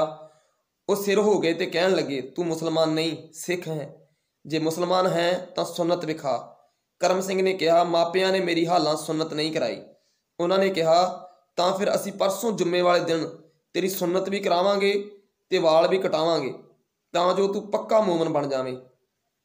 ਇਹ ਸੁਣ ਕੇ ਕਰਮ ਸਿੰਘ ਹੋਰੀ ਬਹੁਤ ਹੀ ਦੁਖੀ ਹੋਏ। ਹੁਣ ਸੈਯਦ ਜਥੇਦਾਰ ਵੀ ਕੋਈ ਮਦਦ ਨਾ ਕਰ ਸਕਿਆ। ਸੋਚਣ ਲੱਗੇ, ਹੁਣ ਕੀ ਬਣੇਗਾ? ਕੇਸ ਕਟਾਉਣ ਨਾਲੋਂ ਤਾਂ ਮਰ ਜਾਣਾ ਚੰਗਾ ਹੈ। ਉਸ ਦਿਨ ਸਾਰੀ ਰਾਤ ਫਿਕਰ ਵਿੱਚ ਨੀਂਦ ਨਹੀਂ ਆਈ। ਉਸ ਨੂੰ ਯਾਦ ਆ ਗਿਆ ਕਿ ਆਪਣੇ ਕਾਲਜ ਦੇ ਇੱਕ ਮੁਸਲਮਾਨ ਵਿਦਿਆਰਥੀ ਦਾ ਚਾਚਾ ਇੱਥੇ ਪੁਲਿਸ ਅਫਸਰ ਹੈ। ਉਹ ਪਿੰਡ ਦਾਦਨ ਖਾਨ ਪੰਜਾਬ ਦਾ ਵਸਨੀਕ ਹੈ। ਉਸ ਵਿਦਿਆਰਥੀ ਨੇ ਕਿਹਾ ਵੀ ਸੀ ਕਿ ਕੋਈ ਤਕਲੀਫ ਹੋਵੇ ਤਾਂ ਉਸ ਤੋਂ ਸਹਾਇਤਾ ਮੰਗ ਲੈਣੀ। ਸੋ ਕਰਮ ਸਿੰਘ ਹੋਰੀ ਤੁਰੰਤ ਉਹਦੇ ਪਾਸ ਚਲੇ ਗਏ ਤੇ ਸਾਰਾ ਦੁੱਖ ਦੱਸਿਆ। ਉਸਨੇ ਹਮਦਰਦੀ ਕੀਤੀ, ਢਾਰਸ ਦਿੱਤੀ ਤੇ ਇਹਨਾਂ ਦਾ ਬਿਸਤਰਾ ਆਪਣੇ ਘਰ ਹੀ ਮੰਗਵਾ ਲਿਆ ਅਤੇ ਇਹਨਾਂ ਦੇ ਤੰਗ ਕਰਨ ਵਾਲਿਆਂ ਨੂੰ ਸਖਤ ਤਾੜਨਾ ਕਰ ਦਿੱਤੀ ਕਿ ਜੇ ਇਸ ਪਰਦੇਸੀ ਨੂੰ ਕੁਝ ਕਹੋਗੇ ਤਾਂ ਸਖਤ ਸਜ਼ਾ ਦਿੱਤੀ ਜਾਵੇਗੀ। ਇਸ ਤਰ੍ਹਾਂ ਉਸ ਪੁਲਿਸ ਅਫਸਰ ਦੀ ਸਹਾਇਤਾ ਨਾਲ ਆਪ ਇੱਕ ਭਾਰੀ ਮੁਸੀਬਤ ਤੋਂ ਬਚ ਗਏ। ਸੰਤ ਜਵਾਲਾ ਸਿੰਘ ਜੀ ਪਟਿਆਲੇ ਵਾਲਿਆਂ ਨੇ ਇਸ ਪੁਲਿਸ ਅਫਸਰ ਦਾ ਨਾਮ ਮੁਹੰਮਦ ਆਜ਼ਾਦ ਅਫਿੰਦੀ ਦੱਸਿਆ ਹੈ। ਸਰਦਾਰ ਕਰਮ ਸਿੰਘ ਹੋਰੀ ਮੱਕੇ ਤੱਕ ਤਾਂ ਨਹੀਂ ਗਏ, ਪਰ ਬਗਦਾਦ ਰਹਿ ਕੇ ਗੁਰੂ ਨਾਨਕ ਸਾਹਿਬ ਦੀ ਯਾਤਰਾ ਸੰਬੰਧੀ ਖੋਜ ਪੜਤਾਲ ਕਰਕੇ ਵਾਪਸ ਆ ਗਏ। ਜਦੋਂ ਕਰਮ ਸਿੰਘ ਹੋਰੀ ਬਗਦਾਦ ਯਾਤਰਾ ਤੋਂ ਵਾਪਸ ਮੁੜੇ ਤਾਂ ਆਪ ਕੜਾਹ ਪ੍ਰਸ਼ਾਦ ਕਰਵਾ ਕੇ ਸ੍ਰੀ ਅਕਾਲ ਤਖਤ ਸਾਹਿਬ ਹਾਜ਼ਰ ਹੋਏ। ਅੱਗੋਂ ਗ੍ਰੰਥੀ ਸਾਹਿਬ ਕਹਿਣ ਲੱਗੇ, ਤੁਸੀਂ ਮੁਸਲਮਾਨੀ ਦੇਸ਼ ਵਿੱਚ ਗਏ, ਮੁਸਲਮਾਨਾਂ ਦੇ ਹੱਥ ਦਾ ਪ੍ਰਸ਼ਾਦਾ ਛਕਦੇ ਰਹੇ ਹੋ, ਇਸ ਕਰਕੇ ਤੁਹਾਡਾ ਅਰਦਾਸਾ ਨਹੀਂ ਹੋ ਸਕਦਾ। ਤਨਖਾਹ ਲਵਾ ਕੇ ਅੰਮ੍ਰਿਤ ਛਕੋ, ਫਿਰ ਅਰਦਾਸਾ ਹੋਵੇਗਾ। ਇਹ ਉਹ ਦਿਨ ਸਨ ਜਦੋਂ ਗੁਰਦੁਆਰਿਆਂ ਉੱਤੇ ਉਹਨਾਂ ਪੁਜਾਰੀਆਂ ਦਾ ਕਬਜ਼ਾ ਸੀ ਜੋ ਅੰਮ੍ਰਿਤਧਾਰੀ ਤਿਆਰ ਸਿੰਘ ਸਭੀਆਂ ਦੇ ਅਰਦਾਸੇ ਨਹੀਂ ਸਨ ਕਰਦੇ। ਕਹਿੰਦੇ ਸਨ, ਤੁਸੀਂ ਚੂੜੇ ਚਮਾਰਾਂ ਨੂੰ ਅੰਮ੍ਰਿਤ ਛਕਾਉਂਦੇ ਹੋ, ਮੁਸਲਮਾਨਾਂ ਤੋਂ ਛੂਤ-ਛਾਤ ਨਹੀਂ ਕਰਦੇ। ਭਾਈ ਮੋਹਨ ਸਿੰਘ ਵੈਦ ਲਿਖਦੇ ਹਨ, ਕੇਰਾਂ ਸਰਦਾਰ ਸੁੰਦਰ ਸਿੰਘ ਮਜੀਠੀਆ ਦੀ ਵੀ ਅਰਦਾਸ ਨਹੀਂ ਸੀ ਹੋਈ ਅਤੇ ਇੱਕ ਵੇਰਾਂ ਸਰਬਰਾਹ ਨੇ ਇੱਕ ਪੁਜਾਰੀ ਨੂੰ ਇਸ ਅਪਰਾਧ ਬਦਲੇ 40 ਰੁਪਏ ਜੁਰਮਾਨਾ ਕੀਤਾ ਸੀ, ਕਿਉਂਕਿ ਉਸਨੇ ਕਿਸੇ ਸਿੰਘ ਸਭਈਏ ਦੀ ਅਰਦਾਸ ਕਰ ਦਿੱਤੀ ਸੀ। ਜਦੋਂ ਸ੍ਰੀ ਅਕਾਲ ਤਖਤ ਸਾਹਿਬ ਦੇ ਪੁਜਾਰੀਆਂ ਨੇ ਭਾਈ ਕਰਮ ਸਿੰਘ ਨੂੰ ਇਹ ਗੱਲ ਆਖੀ ਤਾਂ ਉਹਨਾਂ ਅੱਗੋਂ ਇਹ ਉੱਤਰ ਦਿੱਤਾ, ਸਤਿਗੁਰ ਬਖਸ਼ਿੰਦ ਤੇ ਜਾਣੀ ਜਾਣ ਹੈ, ਮੈਂ ਕੋਈ ਕੁਰੈਹਤ ਨਹੀਂ ਕੀਤੀ। ਮੁਸਲਮਾਨਾਂ ਦੇ ਹੱਥ ਦਾ ਤਿਆਰ ਕੀਤਾ ਭੋਜਨ ਮੈਂ ਜ਼ਰੂਰ ਛਕਦਾ ਰਿਹਾ ਹਾਂ, ਪਰ ਮੈਂ ਸਮਝਦਾ ਹਾਂ ਕਿ ਇਸ ਤਰ੍ਹਾਂ ਕਰਨਾ ਸਿੱਖੀ ਵਿਰੁੱਧ ਨਹੀਂ। ਪਰ ਜੇ ਤੁਸੀਂ ਇਸ ਨੂੰ ਭੁੱਲ ਮੰਨ ਕੇ ਤਨਖਾਹ ਲਾਉਣਾ ਚਾਹੁੰਦੇ ਹੋ ਤਾਂ ਅਜੇ ਖਬਰੇ ਕਿੰਨਾ ਚਿਰ ਮੈਨੂੰ ਇਸੇ ਤਰ੍ਹਾਂ ਵਿਚਰਨਾ ਪਵੇ। ਸੋ ਚੰਗਾ ਹੈ ਕਿ ਸਿੱਖ ਇਤਿਹਾਸ ਲਿਖਣ ਦੇ ਮਗਰੋਂ मैं इकट्ठी ही भुल बख्शा के तनख्वाह लवा लवां। बगदाद तो वापस मुड़ के आपने पहला बंदा बहादुर लिखिया, फिर कत्तक के विसाख लिखिया। इन्हां पुस्तकां दा लिखण ढंग नवीन सी, ਇਹ ਇਤਿਹਾਸਿਕ ਖੋਜ ਦਾ ਨਮੂਨਾ ਸਨ, ਪਰ ਸ਼ਰਧਾ ਭਗਤੀ ਵਾਲੇ ਪੁਰਾਣੇ ਸਿੱਖਾਂ ਨੂੰ ਇਹ ਪਸੰਦ ਨਾ ਆਈਆਂ। ਕੱਤਕ ਕੇ ਵਿਸਾਖ ਪੜ੍ਹ ਕੇ ਤਾਂ ਚੀਫ ਖਾਲਸਾ ਦੀਵਾਨ ਦੇ ਕਈ ਮੁਖੀਏ ਵੀ ਨਾਰਾਜ਼ ਹੋ ਗਏ। ਕੁਝ ਪੁਸਤਕਾਂ ਵੀ ਬਾਹਰ ਗਈਆਂ ਸਨ ਕਿ ਬਾਕੀ ਸਾਰੀ ਐਡੀਸ਼ਨ ਵੇਚਣੋਂ ਬੰਦ ਕਰ ਦਿੱਤੀ ਗਈ। ਕਰਮ ਸਿੰਘ ਹੋਰਾਂ ਦੀ ਇਤਿਹਾਸਿਕ ਖੋਜ ਦੀ ਉਸ ਸਮੇਂ ਸਿੱਖ ਆਗੂਆਂ ਵੱਲੋਂ ਸਰਪ੍ਰਸਤੀ ਨਾ ਹੋਈ ਤੇ ਉਹ ਮਾਇਆ ਤੋਂ ਬਗੈਰ ਇਹ ਮਹਾਨ ਕਾਰਜ ਜਾਰੀ ਨਹੀਂ ਰੱਖ ਸਕਦੇ ਸਨ। ਪਿਤਾ ਜੀ ਵੱਲੋਂ ਵੀ ਖਰਚ ਤੇ ਸਹਾਇਤਾ ਬੰਦ ਸੀ। ਉਹਨਾਂ ਫੈਸਲਾ ਕੀਤਾ ਕਿ ਆਪ ਕਮਾਈ ਕਰਕੇ ਮਾਇਆ ਵੱਲੋਂ ਬੇਫਿਕਰ ਹੋ ਕੇ ਫਿਰ ਮੈਂ ਇਹ ਕਾਰਜ ਨਿੱਜੀ ਤੌਰ ਤੇ ਹੀ ਕਰਾਂਗਾ। ਸੋ ਪਹਿਲਾਂ ਆਪ ਆਪਣੇ ਮਿੱਤਰ ਸਰਦਾਰ ਅਜਮੇਰ ਸਿੰਘ ਜੀ ਵਾਸੂ ਨਾਲ ਰਲ ਕੇ ਸਰਗੋਧੇ ਵਿੱਚ ਕੰਮ ਕਰਨ ਲੱਗੇ। ਸੰਨਿਆਸੀ ਆਸ਼ਰਮ ਨਾਂ ਦਾ ਦਵਾਈਖਾਨਾ ਜਾਰੀ ਕੀਤਾ ਤੇ ਦੇਸੀ ਦਵਾਈਆਂ ਬਣਾ ਕੇ ਵੇਚਣ ਲੱਗੇ। ਸਰਦਾਰ ਕਰਮ ਸਿੰਘ ਹੋਰਾਂ ਨੂੰ ਕਈ ਚੰਗੇ ਨੁਸਖੇ ਪਤਾ ਸਨ। ਇਸ ਕੰਮ ਰਾਹੀਂ ਚੰਗੀ ਆਮਦਨ ਸ਼ੁਰੂ ਹੋ ਗਈ। ਪਰ ਆਪ ਦੇ ਮਿੱਤਰ ਪੰਡਤ ਜਵਾਲਾ ਸਿੰਘ ਜੀ ਪਟਿਆਲੇ ਵਾਲੇ ਆਪ ਨੂੰ ਪਟਿਆਲੇ ਲੈ ਗਏ। ਉੱਥੇ ਆਪ ਨੂੰ ਸਟੇਟ ਹਿਸਟੋਰੀਅਨ ਮੁਕਰਰ ਕਰ ਦਿੱਤਾ। ਉੱਥੇ ਉਦੋਂ ਸਰਦਾਰ ਜੋਗਿੰਦਰ ਸਿੰਘ ਜੀ ਚੀਫ ਮਿਨਿਸਟਰ ਲੱਗੇ ਹੋਏ ਸਨ। ਆਪ ਨੇ ਉੱਥੇ ਹੀ ਮਹਾਰਾਜ ਆਲਾ ਸਿੰਘ ਲਿਖਿਆ। ਕੁਝ ਪੰਜਾਬੀ ਰੀਡਰਾਂ ਤਿਆਰ ਕੀਤੀਆਂ, ਪਰ ਛੇਤੀ ਹੀ ਆਪ ਮਹਿਸੂਸ ਕਰਨ ਲੱਗੇ ਕਿ ਪਟਿਆਲਾ ਰਾਜ ਦਰਬਾਰ ਦਾ ਤੰਗ ਬਾਜੂ ਮੰਡਲ ਬਿਲਕੁਲ ਉਹਨਾਂ ਦੀ ਆਜ਼ਾਦ ਤਬੀਅਤ ਦੇ ਅਨੁਕੂਲ ਨਹੀਂ ਹੈ। ਆਪ ਨੇ ਮਹਾਰਾਜਾ ਸਾਹਿਬ ਦੀ ਨੌਕਰੀ ਛੱਡ ਦਿੱਤੀ। ਫਿਰ ਆਪ ਨੇ ਚਿੱਤਰ ਪ੍ਰਕਾਸ਼ ਕੰਪਨੀ ਜਾਰੀ ਕੀਤੀ। ਕੁਝ ਚਿਰ ਮਗਰੋਂ ਇਹ ਕਾਰਜ ਛੱਡ ਕੇ ਫਿਰ ਆਪ ਨੇ ਨਵੇਂ ਵਲੈਤੀ ਢੰਗ ਨਾਲ ਖੇਤੀਬਾੜੀ ਕਰਨ ਦਾ ਫੈਸਲਾ ਕਰ ਲਿਆ। ਪਹਿਲਾਂ ਪਤਾਰਸੀ ਪਟਿਆਲਾ ਵਿੱਚ ਜ਼ਮੀਨ ਲੈ ਕੇ ਵਾਹੀ ਕੀਤੀ। ਫਿਰ ਯੂਪੀ ਵਿੱਚ ਨੈਣੀਤਾਲ ਦੇ ਪਾਸ ਆਪ ਨੇ 3,000 ਵਿਗੇ ਜ਼ਮੀਨ ਲੈ ਕੇ ਖੇਤੀਬਾੜੀ ਕਰਨੀ ਆਰੰਭ ਦਿੱਤੀ। ਇੱਥੇ ਨਿਆਂਗਾঁਓ ਪਿੰਡ ਵਿੱਚ ਰਿਹਾਇਸ਼ ਰੱਖੀ। ਖੇਤਾਂ ਨੂੰ ਤਾਰ ਨਾਲ ਵਲਿਆ। ਕਈ ਹਜ਼ਾਰ ਦੀਆਂ ਮਸ਼ੀਨਾਂ ਮੰਗਾਈਆਂ। ਖੇਤੀਬਾੜੀ ਦਾ ਕੰਮ ਪੂਰੀ ਸਰਗਰਮੀ ਨਾਲ ਆਰੰਭ ਦਿੱਤਾ। ਖੇਤੀਬਾੜੀ ਦੇ ਨਾਲ ਆਪ ਨੇ ਇਤਿਹਾਸ ਖੋਜ ਦਾ ਕੰਮ ਵੀ ਜਾਰੀ ਰੱਖਿਆ। ਆਪ ਨੇ ਗੁਰੂ ਗੋਬਿੰਦ ਸਿੰਘ ਜੀ ਦੇ ਜੋਤੀ ਜੋਤ ਸਮਾਉਣ ਤੋਂ ਲੈ ਕੇ ਮਹਾਰਾਜਾ ਰਣਜੀਤ ਸਿੰਘ ਦਾ ਰਾਜ ਆਰੰਭ ਹੋਣ ਤੱਕ ਦਾ ਸਮਾਂ ਅਰਥਾਤ 18ਵੀਂ ਸਦੀ ਦੇ ਪੰਜਾਬ ਦੇ ਇਤਿਹਾਸ ਦਾ ਸਮਾਂ ਚੁਣਿਆ। ਵੱਖ-ਵੱਖ ਲਾਇਬ੍ਰੇਰੀਆਂ ਵਿੱਚ ਜਾ ਕੇ ਇਸ ਸਮੇਂ ਦੀਆਂ ਅੰਗਰੇਜ਼ੀ ਤੇ ਫਾਰਸੀ ਦੀਆਂ ਪੁਸਤਕਾਂ ਪੜ੍ਹੀਆਂ। ਹਿੰਦੁਸਤਾਨ ਦੀ ਸ਼ਾਇਦ ਹੀ ਕੋਈ ਲਾਇਬ੍ਰੇਰੀ ਹੋਵੇਗੀ ਜਿੱਥੇ ਆਪ ਨਾ ਪੁੱਜੇ ਹੋਣ। ਪੰਜਾਬ ਪਬਲਿਕ ਲਾਇਬ੍ਰੇਰੀ ਆਪ ਨੇ ਸਾਰੀ ਛਾਣ ਮਾਰੀ ਸੀ। ਪਟਿਆਲਾ, ਬਦਾਯੂੰ, ਦਰਬੰਗਾ, ਕਲਕੱਤਾ, ਅਲੀਗੜ੍ਹ ਆਦਿਕ ਸਭ ਲਾਇਬ੍ਰੇਰੀਆਂ ਫੋਲ ਕੇ ਸੰਬੰਧਿਤ ਇਤਿਹਾਸਕ ਪੁਸਤਕਾਂ ਪੜ੍ਹੀਆਂ ਤੇ ਨੋਟ ਲਿਖੇ। ਏਸ਼ੀਆਟਿਕ ਲਾਇਬ੍ਰੇਰੀ ਵੀ ਵੇਖੀ। ਇਸ ਸਮੇਂ ਦੇ ਇਤਿਹਾਸ ਵਿੱਚ ਬੜੀਆਂ ਗੁੰਝਲਾਂ ਸਨ। ਵੱਡੀ ਦਿੱਕਤ ਇਹ ਸੀ ਕਿ ਇਸ ਸਮੇਂ ਦਾ ਇਤਿਹਾਸ ਲੜੀਵਾਰ ਕਿਸੇ ਨੇ ਨਹੀਂ ਸੀ ਲਿਖਿਆ। ਸਿੱਖਾਂ ਦੇ ਘੋਲਾਂ, ਕੁਰਬਾਨੀਆਂ ਤੇ ਜਿੱਤਾਂ ਦਾ ਵੀ ਇਹੋ ਸ਼ਾਨਦਾਰ ਸਮਾਂ ਹੈ। ਇਸ ਸਮੇਂ ਦਾ ਸਹੀ ਇਤਿਹਾਸ ਪੰਜਾਬ ਲਈ ਤੇ ਖਾਸ ਕਰਕੇ ਸਿੱਖਾਂ ਲਈ ਉਨਤੀ ਦਾ ਰਾਹ ਦੱਸਣ ਵਾਲਾ ਚਾਨਣ ਮੁਨਾਰਾ ਬਣ ਸਕਦਾ ਹੈ। ਸਰਦਾਰ ਕਰਮ ਸਿੰਘ ਜੀ ਕਹਿੰਦੇ ਹਨ ਕਿ ਉਹਨਾਂ ਨੇ ਇਸ ਸਮੇਂ ਦੀਆਂ ਸਭ ਇਤਿਹਾਸਿਕ ਗੁੰਝਲਾਂ ਖੋਲ੍ਹ ਲਈਆਂ ਹਨ। 13-14 ਕਾਪੀਆਂ ਨੋਟ ਨਾਲ ਭਰੀਆਂ ਸਨ। ਆਪ ਦਾ ਇਰਾਦਾ ਹਾਲਾਂ ਬ੍ਰਿਟਿਸ਼ ਮਿਊਜ਼ੀਅਮ ਲੰਡਨ ਵਿੱਚ ਜਾ ਕੇ ਵੀ ਖੋਜ ਪੜਤਾਲ ਕਰਨ ਦਾ ਸੀ। ਹਜ਼ਾਰਾਂ ਰੁਪਏ ਖਰਚ ਕੇ ਆਪ ਨੇ ਕਈ ਪੁਸਤਕਾਂ ਨਕਲ ਕਰਵਾਈਆਂ ਤੇ ਕਈ ਦੁਰਲਭ ਪੁਸਤਕਾਂ ਖਰੀਦੀਆਂ ਸਨ। ਆਪ ਦੀ ਯਾਦ ਸ਼ਕਤੀ ਬੜੀ ਬਲਵਾਨ ਸੀ। ਇਸ ਵਾਸਤੇ ਆਪ ਨੋਟ ਘੱਟ ਕਰਦੇ ਸਨ ਤੇ ਆਪ ਨੂੰ ਆਪਣੀ ਯਾਦ ਸ਼ਕਤੀ ਤੇ ਇਤਨਾ ਭਰੋਸਾ ਸੀ ਕਿ ਆਪ ਕਹਿੰਦੇ ਹੁੰਦੇ ਸਨ ਕਿ ਖੇਤੀਬਾੜੀ ਦੇ ਕਾਰਜ ਨੂੰ ਚੰਗੀ ਤਰ੍ਹਾਂ ਰੋੜੇ ਪਾ ਕੇ ਮੈਂ ਜਦੋਂ ਨੈਣੀਤਾਲ ਇਤਿਹਾਸ ਲਿਖਣ ਲਈ ਡੇਰਾ ਲਾ ਕੇ ਬੈਠਾਂਗਾ ਤੇ 6 ਮਹੀਨਿਆਂ ਜਾਂ ਵਰੇ ਵਿੱਚ ਹੀ ਇਸ ਸਮੇਂ ਦੇ ਇਤਿਹਾਸ ਨੂੰ ਲਿਖ ਦਿਆਂਗਾ। ਇਤਿਹਾਸ ਦੀ ਪੁਸਤਕ ਤਾਂ ਇੱਕ ਵਾਰ ਪੜ੍ਹ ਕੇ ਉਹਨਾਂ ਨੂੰ ਯਾਦ ਹੋ ਜਾਂਦੀ ਸੀ। ਆਪ ਨੇ ਖੇਤੀਬਾੜੀ ਦੀਆਂ ਵੀ ਕਈ ਪੁਸਤਕਾਂ ਮੰਗਵਾ ਕੇ ਪੜ੍ਹੀਆਂ ਸਨ ਤੇ ਵਿਗਿਆਨਿਕ ਢੰਗ ਨਾਲ ਖੇਤੀਬਾੜੀ ਦੇ ਤਜਰਬੇ ਕਰ ਰਹੇ ਸਨ। ਆਪ ਨੂੰ ਉਮੀਦ ਸੀ ਕਿ ਵਰੇ 2 ਵਰੇ ਮਗਰੋਂ ਆਪ ਇੱਧਰੋਂ ਵਿਹਲੇ ਹੋ ਕੇ ਪੂਰੀ ਤਰ੍ਹਾਂ ਇਤਿਹਾਸਿਕ ਕੰਮ ਵਿੱਚ ਜੁਟ ਜਾਣਗੇ। ਪਰ ਅਫਸੋਸ, ਨਰ ਚਾਹਤ ਕੁਛ ਔਰੇ ਭਈ ਆਪ ਬਿਮਾਰ ਪੈ ਗਏ। ਅਸਲ ਵਿੱਚ ਆਪ ਪੜ੍ਹਨ ਲਿਖਣ ਦੇ ਕੰਮ ਵਿੱਚ ਇਤਨੇ ਜੁਟ ਜਾਇਆ ਕਰਦੇ ਸਨ ਕਿ ਆਪ ਨੂੰ ਸਰੀਰਕ ਅਰੋਗਤਾ ਦੀ ਵੀ ਪਰਵਾਹ ਨਹੀਂ ਸੀ ਰਹਿੰਦੀ। ਕਈ ਇਤਿਹਾਸਕਾਰ, ਖੋਜੀ ਤੇ ਸਾਇੰਸਦਾਨ ਇਸ ਬੇਪਰਵਾਹੀ ਦੇ ਕਾਰਨ ਕਈ ਰੋਗ ਸਹੇੜ ਲੈਂਦੇ ਹਨ ਤੇ ਸਮੇਂ ਤੋਂ ਪਹਿਲਾਂ ਹੀ ਕੂਚ ਕਰ ਜਾਂਦੇ ਹਨ। ਕਰਮ ਸਿੰਘ ਹੋਰਾਂ ਨੇ ਵੀ ਆਪਣੀ ਇੱਕ ਅੱਖ ਇਸੇ ਬੇਪਰਵਾਹੀ ਨਾਲ ਗਵਾ ਲਈ ਸੀ। ਇੱਕ ਵੇਰਾਂ ਰਾਤ ਸਮੇਂ ਊਠ ਉੱਤੇ ਚੜ੍ਹੇ ਜਾਂਦਿਆਂ ਆਪ ਦੀ ਇੱਕ ਅੱਖ ਨੂੰ ਕਿੱਕਰ ਦਾ ਕੰਡਾ ਲੱਗ ਗਿਆ ਸੀ। ਖੂਨ ਵਗਿਆ। ਪਤਾਰਸੀ ਆ ਕੇ ਪੱਟੀ ਕਰਾਈ। ਡਾਕਟਰ ਸੋਹਣ ਸਿੰਘ ਜੀ ਨੇ ਸਖਤ ਤਾੜਨਾ ਕੀਤੀ ਕਿ ਅੱਖ ਰਾਜੀ ਹੋਣ ਤੇ ਪੱਟੀ ਖੋਲ੍ਹਣ ਤੋਂ ਪਹਿਲਾਂ ਪੜ੍ਹਾਈ ਨਹੀਂ ਕਰਨੀ ਤੇ ਆਪ ਪੱਟੀ ਨਹੀਂ ਖੋਲ੍ਹਣੀ। ਪਰ ਆਪ ਨੂੰ ਜਦ ਇੱਕ ਨਵੀਂ ਇਤਿਹਾਸ ਦੀ ਪੁਸਤਕ ਹੱਥ ਲੱਗੀ ਤਾਂ ਪੜ੍ਹਨੋਂ ਰਹਿ ਨਾ ਸਕੇ। ਫਿਰ ਪੱਟੀ ਵੀ ਖੋਲ ਦਿੱਤੀ। ਸਿੱਟਾ ਇਹ ਨਿਕਲਿਆ ਕਿ ਆਪ ਦੀ ਇੱਕ ਅੱਖ ਮਾਰੀ ਗਈ। ਕਰੜੀ ਦਿਮਾਗੀ ਮਿਹਨਤ ਤੇ ਅਰੋਗਤਾ ਵੱਲੋਂ ਬੇਪਰਵਾਹੀ ਦੇ ਕਾਰਨ ਆਪ ਤਪਦਿਕ ਦੇ ਸ਼ਿਕਾਰ ਹੋ ਗਏ ਸਨ। ਪਰ ਆਪ ਦਵਾਈਆਂ ਜਾਣਦੇ ਸਨ ਤੇ ਦਵਾਈਆਂ ਦੀ ਮਦਦ ਨਾਲ ਬਿਮਾਰੀ ਨੂੰ ਕੰਟਰੋਲ ਹੇਠ ਕੀਤਾ ਹੋਇਆ ਸੀ। ਬਿਮਾਰੀ ਦੀ ਹਾਲਤ ਵਿੱਚ ਹੀ ਆਪ ਨੇ ਅੰਮ੍ਰਿਤਸਰ ਆ ਕੇ ਫਲਵਾੜੀ ਦਾ ਇਤਿਹਾਸਕ ਨੰਬਰ ਪ੍ਰਕਾਸ਼ਿਤ ਕੀਤਾ ਸੀ। ਮੈਂ ਉਹਨਾਂ ਨੂੰ ਕਰੜੀ ਤਾਕੀਦ ਵੀ ਕੀਤੀ ਸੀ ਕਿ ਆਪ ਪਹਿਲਾਂ ਸਿਹਤ ਬਹਾਲ ਕਰੋ, ਬਿਮਾਰੀ ਤੋਂ ਮੁਕੰਮਲ ਅਰੋਗਤਾ ਪ੍ਰਾਪਤ ਕਰੋ, ਫਿਰ ਕੋਈ ਹੋਰ ਕੰਮ ਕਰੋ, ਕਿਉਂਕਿ ਆਪ ਦੀ ਜ਼ਿੰਦਗੀ ਇਸ ਸਮੇਂ ਕੌਮੀ ਦੌਲਤ ਹੈ। ਇਸ ਨੂੰ ਬਚਾ ਕੇ ਇਤਿਹਾਸਕ ਕਾਰਜ ਨੂੰ ਮੁਕੰਮਲ ਕਰਨਾ ਆਪ ਦਾ ਕੌਮੀ ਫਰਜ਼ ਹੈ। ਪਰ ਆਪ ਆਪਣਾ ਪੂਰਾ ਇਲਾਜ ਕਰਨ ਤੇ ਅਰੋਗਤਾ ਦਾ ਧਿਆਨ ਰੱਖਣ ਦੀ ਤਸੱਲੀ ਦੇ ਕੇ ਵਾਪਸ ਚਲੇ ਗਏ। ਅਗਸਤ 1930 ਵਿੱਚ ਆਪ ਨੂੰ ਮਲੇਰੀਆ ਹੋ ਗਿਆ। ਸਹਿਜੇ ਸਹਿਜੇ ਬਿਮਾਰੀ ਵੱਧਦੀ ਗਈ। ਨਿਆਂ ਗਾਉਂ ਤੋਂ ਤਰਨਤਾਰਨ ਮੰਗਵਾ ਲਿਆ ਗਿਆ। ਹਮਦਰਦ ਡਾਕਟਰਾਂ ਨੇ ਪੂਰੀ ਵਾਹ ਲਾਈ, ਪਰ ਬਿਮਾਰੀ ਬਹੁਤ ਵੱਧ ਗਈ ਸੀ। ਨਮੂਨੀਆ ਵੀ ਹੋ ਚੁੱਕਾ ਸੀ। ਆਖਰ ਆਪ 10 ਸਤੰਬਰ 1930 ਨੂੰ ਇਸ ਸੰਸਾਰ ਤੋਂ ਸਦਾ ਲਈ ਕੂਚ ਕਰ ਗਏ ਅਤੇ ਸਭ ਸੱਜਣਾ ਮਿੱਤਰਾਂ ਨੂੰ ਸਦਾ ਲਈ ਵਿਛੋੜ ਗਏ। ਤਰਨਤਾਰਨ ਵਿੱਚ ਹੀ ਆਪ ਦਾ ਅੰਤਮ ਸੰਸਕਾਰ ਕੀਤਾ ਗਿਆ। ਇਸ ਤਰ੍ਹਾਂ ਅਚਨਚੇਤ ਹੀ ਆਪ ਦੇ ਸਦਾ ਲਈ ਵਿਛੜ ਜਾਣ ਤੋਂ ਬਾਅਦ ਪੰਥਕ ਆਗੂਆਂ ਤੇ ਵਿਦਵਾਨਾਂ ਨੇ ਮਹਿਸੂਸ ਕੀਤਾ ਕਿ ਕਰਮ ਸਿੰਘ ਦੇ ਨਾਲ ਹੀ ਬਹੁਮੁੱਲਾ ਇਤਿਹਾਸਕ ਖਜ਼ਾਨਾ ਵੀ ਲੁੱਟਿਆ ਗਿਆ ਹੈ। ਆਪ ਦੀਆਂ ਰਚਨਾਵਾਂ। ਇਹ ਆਵਾਜ਼ ਤੁਸੀਂ ਗੁਰਸੇਵਕ ਸਿੰਘ ਦੀ ਆਵਾਜ਼ ਸੁਣ ਰਹੇ ਹੋ ਤੇ ਰੇਡੀਓ ਪੰਜਾਬੀ ਨੇਸ਼ਨ ਤੋਂ ਤੁਹਾਡੇ ਤੱਕ ਅਸੀਂ ਸਰਦਾਰ ਕਰਮ ਸਿੰਘ ਜੀ ਹਿਸਟੋਰੀਅਨ ਦੀ ਇਤਿਹਾਸਿਕ ਖੋਜ ਸਿੱਖ ਰਾਜ ਪੂਰਬਲਾ ਸਮਾਂ, ਜਿਸ ਦਾ ਸੰਪਾਦਨ ਹੀਰਾ ਸਿੰਘ ਜੀ ਦਰਦ ਹੋਣਾ ਨੇ ਕੀਤਾ ਤੇ ਇਸ ਨੂੰ ਇਸ ਦੇ ਪ੍ਰਕਾਸ਼ਕ ਨੇ ਸਿੱਖ ਇਤਿਹਾਸ ਰਿਸਰਚ ਬੋਰਡ, ਸ਼੍ਰੋਮਣੀ ਗੁਰਦੁਆਰਾ ਪ੍ਰਬੰਧਕ ਕਮੇਟੀ। ਸੋ ਇਸ ਆਵਾਜ਼ ਨੂੰ ਵੱਧ ਤੋਂ ਵੱਧ ਤੁਸੀਂ ਅੱਗੇ ਸ਼ੇਅਰ ਕਰ ਦਿਓ ਤਾਂ ਕਿ ਸਿੱਖ ਇਤਿਹਾਸ ਦੀਆਂ ਇਹ ਵਡਮੁੱਲੀਆਂ ਕਿਤਾਬਾਂ ਜੋ ਅਸੀਂ ਇੱਕ ਉਪਰਾਲੇ ਦੇ ਤਹਿਤ ਰੇਡੀਓ ਪੰਜਾਬੀ ਨੇਸ਼ਨ ਤੋਂ ਤੁਹਾਡੇ ਤੱਕ ਆਡੀਓ ਦੇ ਵਿੱਚ ਆਵਾਜ਼ ਦੇ ਰੂਪ ਦੇ ਵਿੱਚ ਲੈ ਕੇ ਆ ਰਹੇ ਹਾਂ, ਵੱਧ ਤੋਂ ਵੱਧ ਸੰਗਤ ਤੱਕ ਪਹੁੰਚ ਸਕਣ। ਆਪ ਦੀਆਂ ਰਚਨਾਵਾਂ।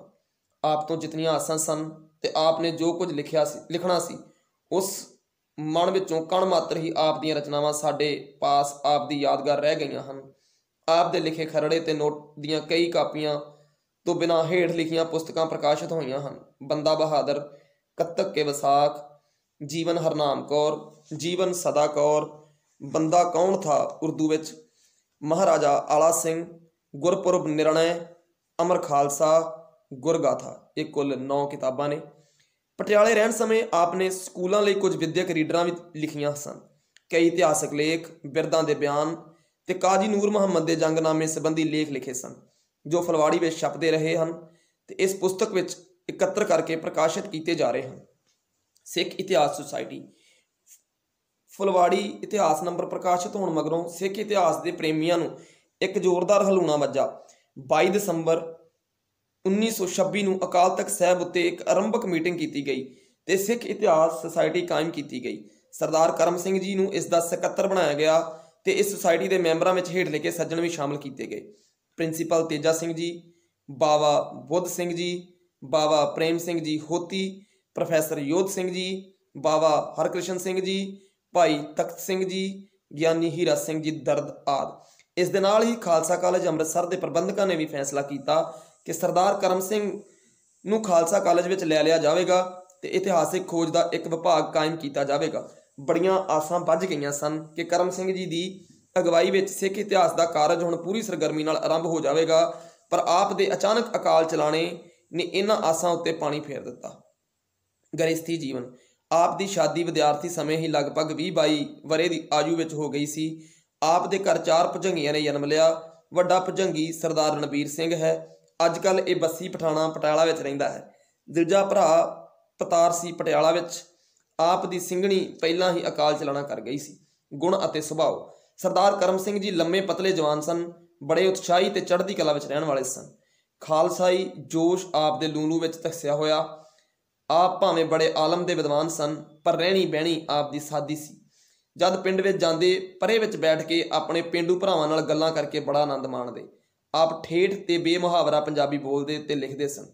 ਆਪ ਦੀ ਲਿਖਤ ਵਿੱਚ ਲੱਗਦੀ ਵਾਹ ਅੰਗਰੇਜ਼ੀ ਤੇ ਫਾਰਸੀ ਦਾ ਸ਼ਬਦ ਕੋਈ ਨਹੀਂ ਸੀ ਆਉਂਦਾ। ਆਪ ਅੰਗਪਾਲ ਮਿੱਤਰ, ਅਣਥੱਕ ਖੋਜੀ, ਸੱਚੇ ਕਿਰਤੀ, ਗੁਣਕਾਰੀ ਸੱਜਣ, ਨਿਡਰ ਤੇ ਸਦਾ ਸੱਚ ਬੋਲਣ ਵਾਲੇ ਲੇਖਕ ਸਨ। ਆਪ ਨੂੰ ਇੱਜ਼ਤ ਤੇ ਨਾਮਣੇ ਨਾਲੋਂ ਸੱਚਾ ਇਤਿਹਾਸ ਲਿਖਣ ਦੀ ਹਰ ਵੇਲੇ ਚੇਟਕ ਲੱਗੀ ਰਹਿੰਦੀ ਸੀ। ਆਪ ਨੂੰ ਮਿਲ ਕੇ ਕਿਸੇ ਨੂੰ ਬੜੀ ਹੀ ਪ੍ਰਸੰਨਤਾ ਪ੍ਰਾਪਤ ਹੁੰਦੀ ਸੀ।